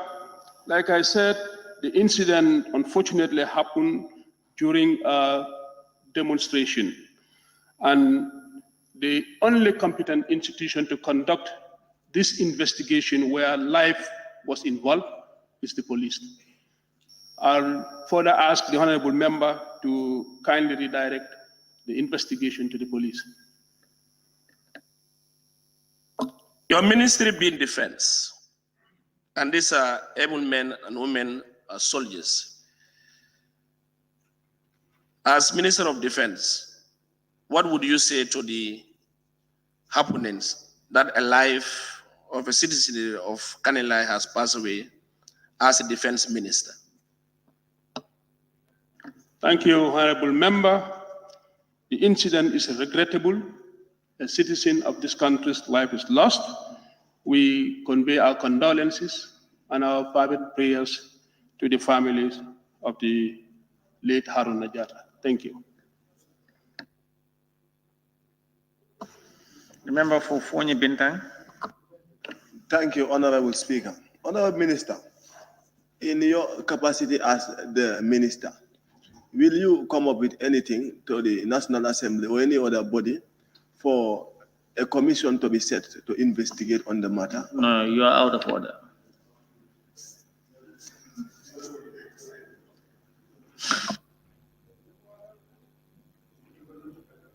Nominated member Fatu K. Jawara, you have the floor.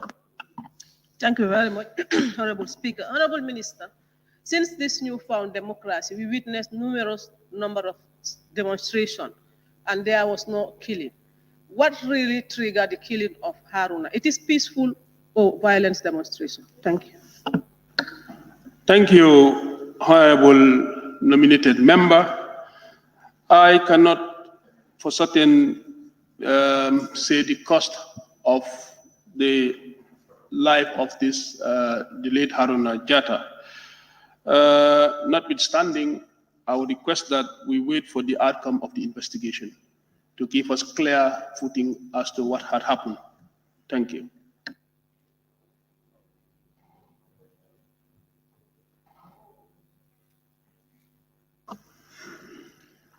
Member for Janjambure, you have the floor. Thank you. Honorable Minister, do your ministry have a representative in the investigative panel? Thank you. I don't know the composition of the investigating panel. Like I said, it is the competent authority, which is the Interior Ministry, that is leading the investigation. Thank you. Member for Lower Salem, you have the floor. Honorable Minister, are you ready? Being a state minister, being people representative, are you ready to make a dialogue to resolve all these issues? Are you ready? We have no conflict of any matter here to engage into any dialogue. I consult the Honorable Ministers on many occasions. He consults me, my office.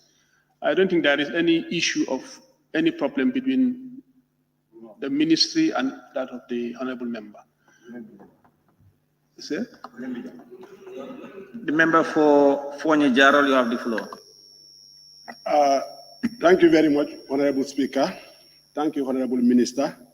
Honorable Minister, would you certainly inform this August gathering that the killing of Haruna Jatta is Senegalese forces, not economic forces? No.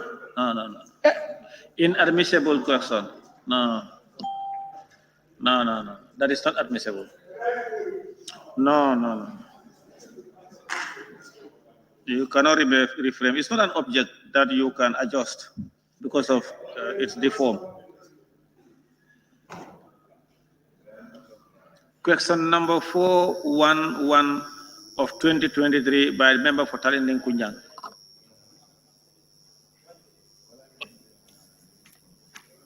Thank you very much, Honorable Speaker. Honorable Speaker, there are a fleet of buses in the armed forces that are used for the transportation of soldiers to and from work.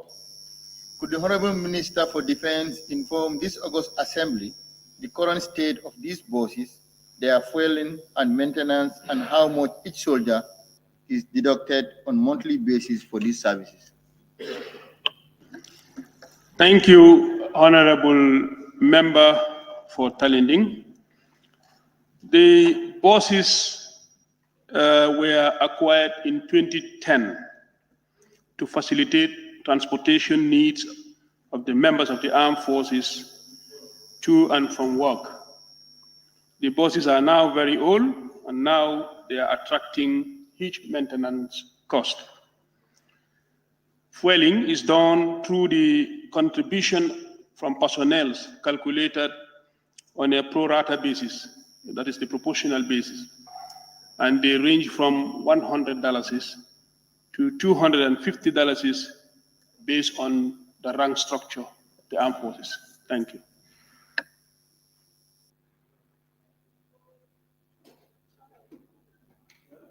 Member for Fonyi Bintang Kranai. Oh, sorry. Yeah, sorry about that. No, I understand.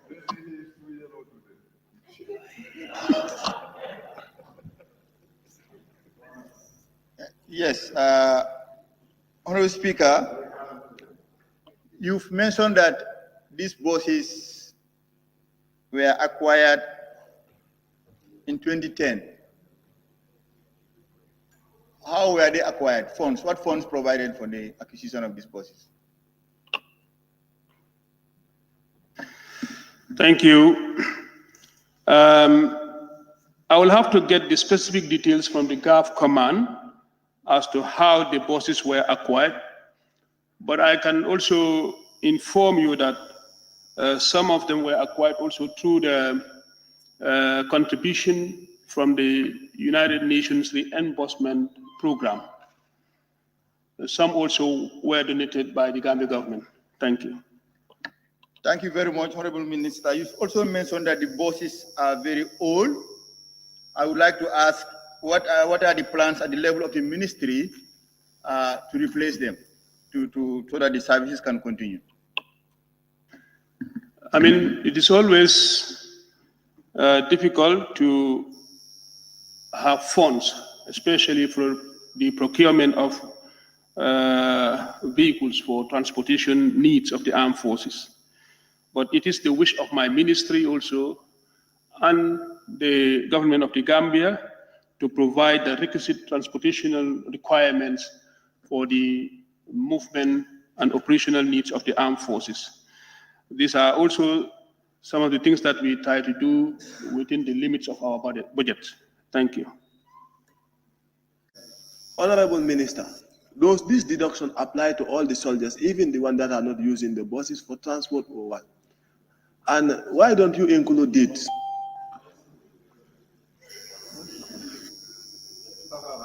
Honorable Minister, answer his only question. He said whether all soldiers are deducted. Correct. Yeah, he's asking whether all soldiers are deducted, even if they don't have to use the buses. They are all using the bus services and other transportational need. Of course, they are deducted. The decision to determine how much a personnel should contribute towards the transport. Thank you, Honorable Member, for Janjambure. Usually in the military, before these kind of decisions are reached, a board, a task force must be convened to look into all the details and then to provide, recommendations. This is how decisions are normally reached at GAF command level.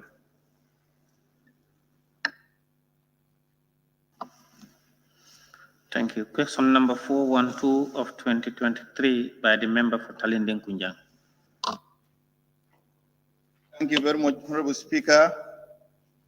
Honorable Speaker, given the crucial role of the Armed Forces Medical Unit in providing health care delivery to both its personnel and civilian population, could the Honorable Minister for Defense provide to this Assembly the total number of doctors, nurses, and qualified lab technicians currently with the Army, and how many left the Armed Forces in the past 2 years? Thank you, Honorable Member for Talinding. The total number of medical doctors in the armed forces were 8. 3 left, now remaining 5. The total number of nurses were 59, 6 left, remaining 53. Thank you.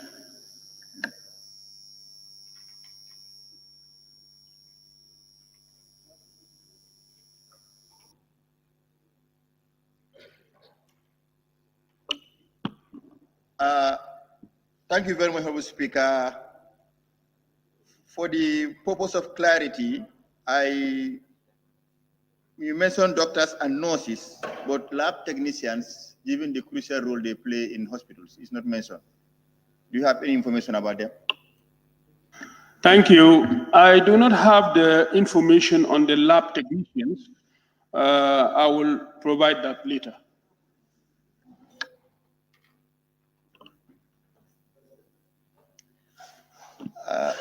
Given the number of doctors Armed Forces medical facilities providing, what are the plans at the level of the ministry to recruit replacements for these doctors? Well, we have what we call TOEs in the military, a table of equipment that deals with personnel, management, and also how we do recruitment based on the need for certain specialization in the armed forces. These are plans that GAF will also provide when the need arises. It is also imperative to note that most of these doctors are also serving also in other government, medical facilities. Most of our facilities, as you know, are open also to the public. So once we have a deficiency in a particular area, GAF command will have to come up with, the necessary recruitment to fill in the gaps that are, available. Thank you. Honorable Minister, please, you may sit down. And, I will suspend the assembly for 30 seconds.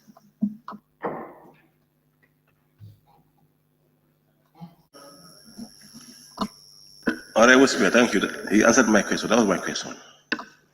Member for Fonya Councillor.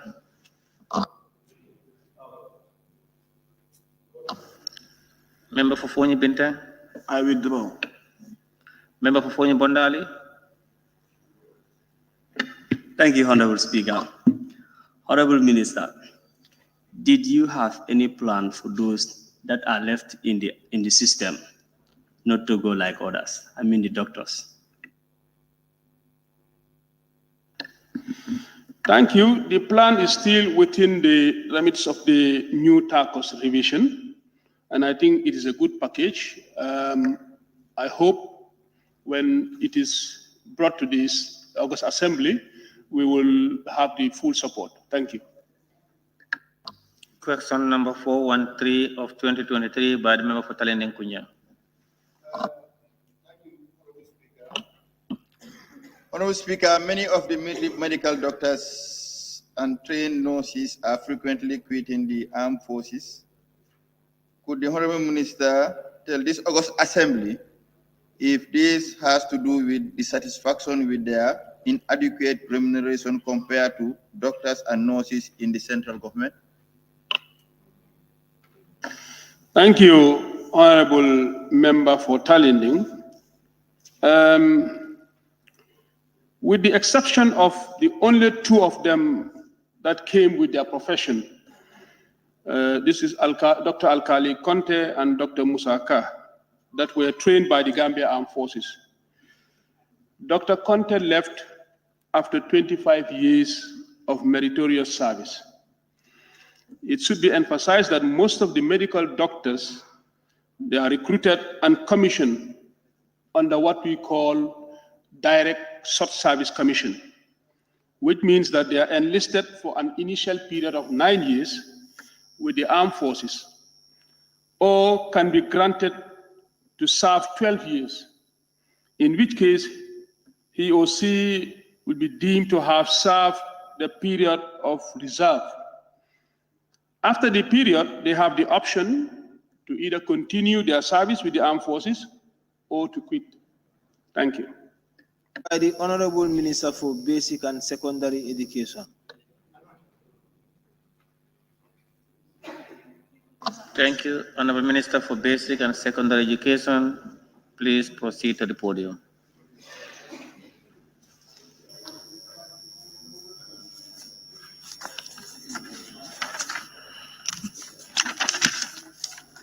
Questions for which due notices were given to the Honorable Minister for Basic and Secondary Education by honorable members for oral reply.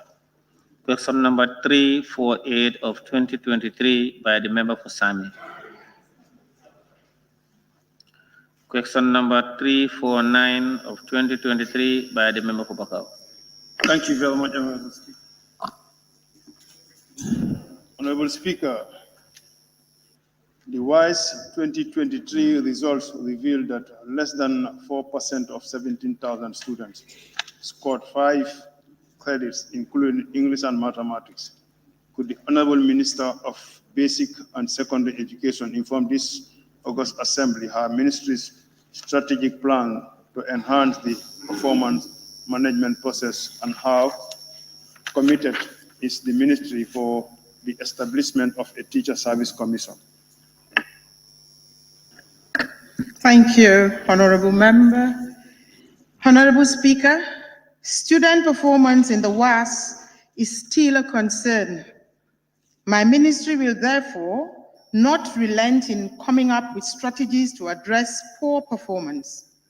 Such strategies being implemented include innovative teaching methodologies like the PSI and PMI, internal monitoring of teaching and learning using the classroom observation tool, continuous professional development to enhance the pedagogic skills of teachers, the recent introduction of teacher competency tests, use of national language as a medium of instruction for early grades, the strengthening of foundational learning, and the ongoing curriculum reforms, amongst others. A major strategy worth elaborating on is the performance management system, the PMS. As the Honorable Member rightly observed, to efficiently implement this important tool, the ministry recently established the Directorate of Performance Management and Evaluation, PM&E, to strengthen the implementation of the ministry's performance management system. The Directorate, through the PMS unit, ensures the signing of service level agreements and their implementation. Performance targets are set and commitments made, including syllabus coverage, are closely monitored. With regards to the establishment of a Teachers Service Commission, my ministry can't wait for the commission to be established. As we have seen in countries where such a commission is established, teacher resource management becomes much easier, and teacher recruitment, retention, and even distribution is enhanced due to improved remuneration and welfare package. This eventually translates to better students' performance. Thank you. Thank you very much, Honorable Speaker. Honorable Minister, I am very much convinced with your answer. But when it comes to the establishment of the teacher commission, why the delay?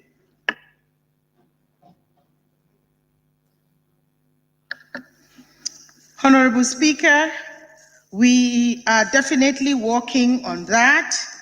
It is our aim and objective, like I said, to be able to have it established as quickly, as soon as possible. But we have had some, we were advised to do some study tours in some of the neighboring countries to study their system and how they were able to set them up. We started visiting some countries during the course of this year, and we will continue in the coming year. And we believe that in the coming year, we will be able to have this commission set up by God's grace. Thank you. Thank you. No further supplementary question. Question number 350 of 2023 by the member for Woodley East. Thank you very much, Honorable Speaker. Honorable Speaker, could the Honorable Minister for Basic and Secondary Education explain clearly to this August Assembly its relationship with Amana and the Ministry's efforts to supporting newly qualified Arabic teachers trained by Amana, especially in relation to employment and posting? Thank you very much.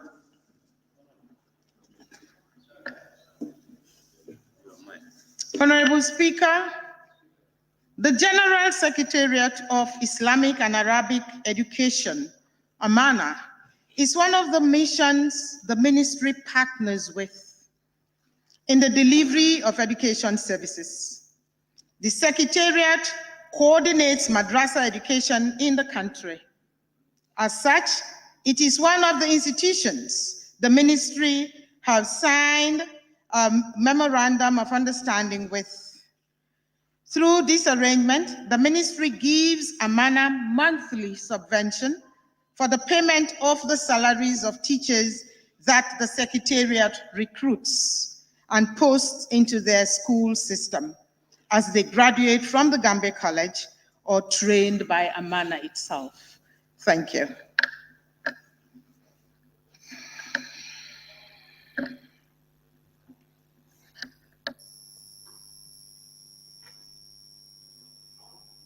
Member for Fonyi Councillor. Yeah, thank you, Honorable Speaker. Thank you, Honorable Minister. What would you say to this allege that Amana normally complains that the subventions for the institution to be fully operational, sometimes they had some delays in their subventions. What would you say to this as the Minister of Basic and Secondary Education? Honorable Speaker, I would thank the Honorable Member for his question. And I just want to let him know that this is a subvented institution. And they do have discussions with my budget directorate to be able to prepare the budgets. But there are things that they are required to do, that Amana is required to do, and some of the times, most of the time, it's not forthcoming from them, that I know. But for this year, during the budget bilaterals, they have cleared those issues. And I think now everything has been taken care of moving forward. I hope and pray that they will not have any issues come next year. Thank you. Who wishes to pursue science moves to the urban area to study such an important field. Could the Honorable Minister for Basic and Secondary School Education explain to this August Assembly reasons of such, and would she consider addressing this for the people of Kiang West? Honorable Speaker, I thank the Honorable Member for Kiang West for his observation and concern. The offering of science, or in a broader sense, science, technology, engineering, and mathematics, STEM, as we refer to those subjects, is really a priority. And my ministry endeavors to have these subjects taught across the country. However, when senior secondary schools are newly opened, they normally start with subjects that require low or medium costs. Others that require more investment, building and equipment and equipping labs are also postings of trained teachers are introduced gradually. I am therefore happy to inform the Honorable Member that the Kuwaiti Fund for Development is building more structures, and 3 schools in his constituency, Niorojataba, Keneba, and Karantaba, will have new classrooms and laboratories. Construction work is already ongoing. Furthermore, the bidding documents for the supply of the laboratory equipments have also been finalized. Thank you.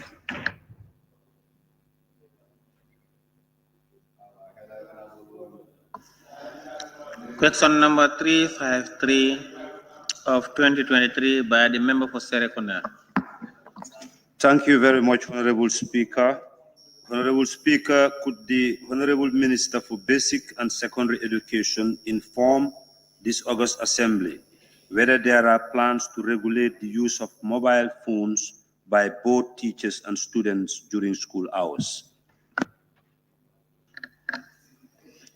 Honorable Speaker, I would like to inform the Honorable Member of Serekunda constituency that the use of mobile phones by both students and teachers during school hours is a challenge and a concern to the ministry.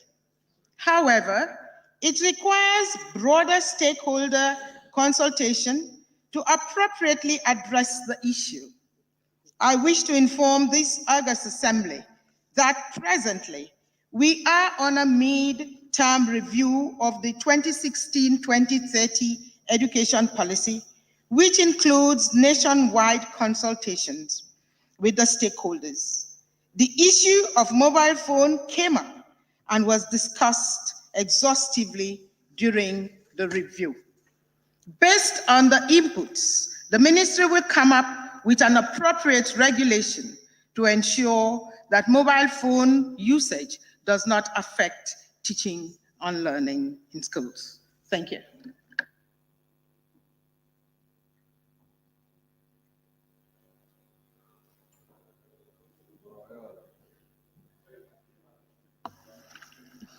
Question number 354 of 2023 by the member for Fonyi Bintang Kranai. Thank you. Honorable Speaker, could the Honorable Minister for Basic and Secondary Education inform this August Assembly whether the ministry has any strategy in place to improve on the worst results? Honorable Speaker, I wish to inform the Honorable Member for Fonyi Bintang Kranai that the performance of students at WAS is a national concern, and my ministry will continue to engage all stakeholders, parents, teachers, students, government, and society at large to improve performance, while we continue implementing our quality assurance strategies as earlier mentioned in my answer to the question raised by the Honorable Member for Bakau constituency.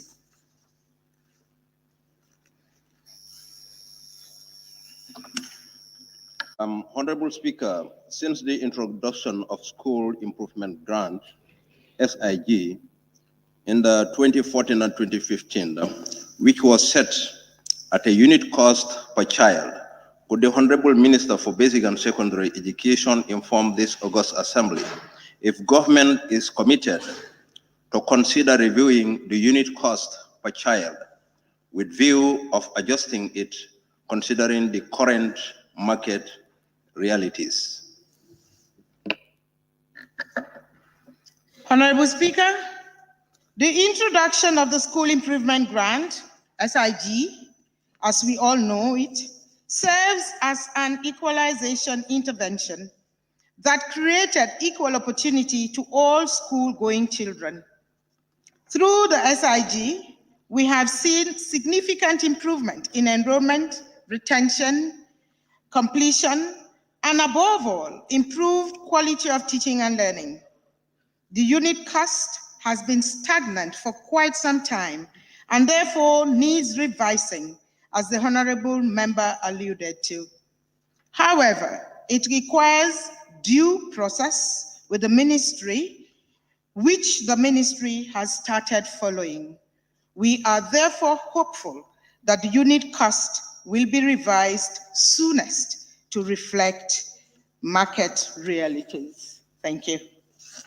Mr. Speaker, could the minister endeavor to ensure that distribution of these necessary resources to schools is being prioritized and is done on an equitable basis, considering that the provincial schools are being affected, as mentioned by the Honorable Speaker, I want to promise the Honorable Member for Woolly East that we are doing our best, like I already said. We use equitable distribution of resources, both human and material, and we will continue to look into it because we are talking about equitable education for all children across the country. And like I said, it is not only a rhetoric, but it's a policy. Thank you. Member for Joshua. Thank you, Honorable Speaker. Honorable Minister, it's a surprise to me to hear students using masks in this country for their learning situation. Honorable Minister, how prepared are you to fast track and solve the problem raised by the NAM in his area?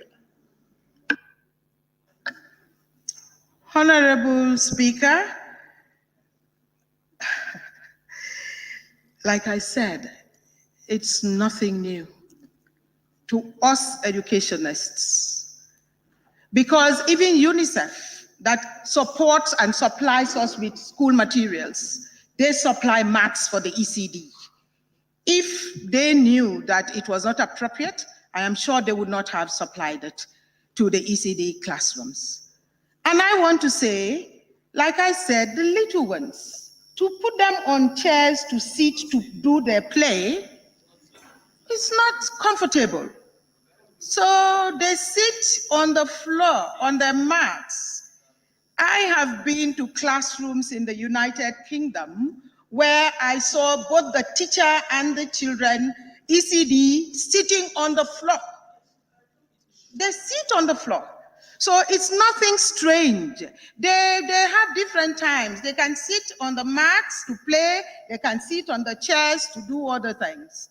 I have just been to Zambia. I'm just coming from Zambia.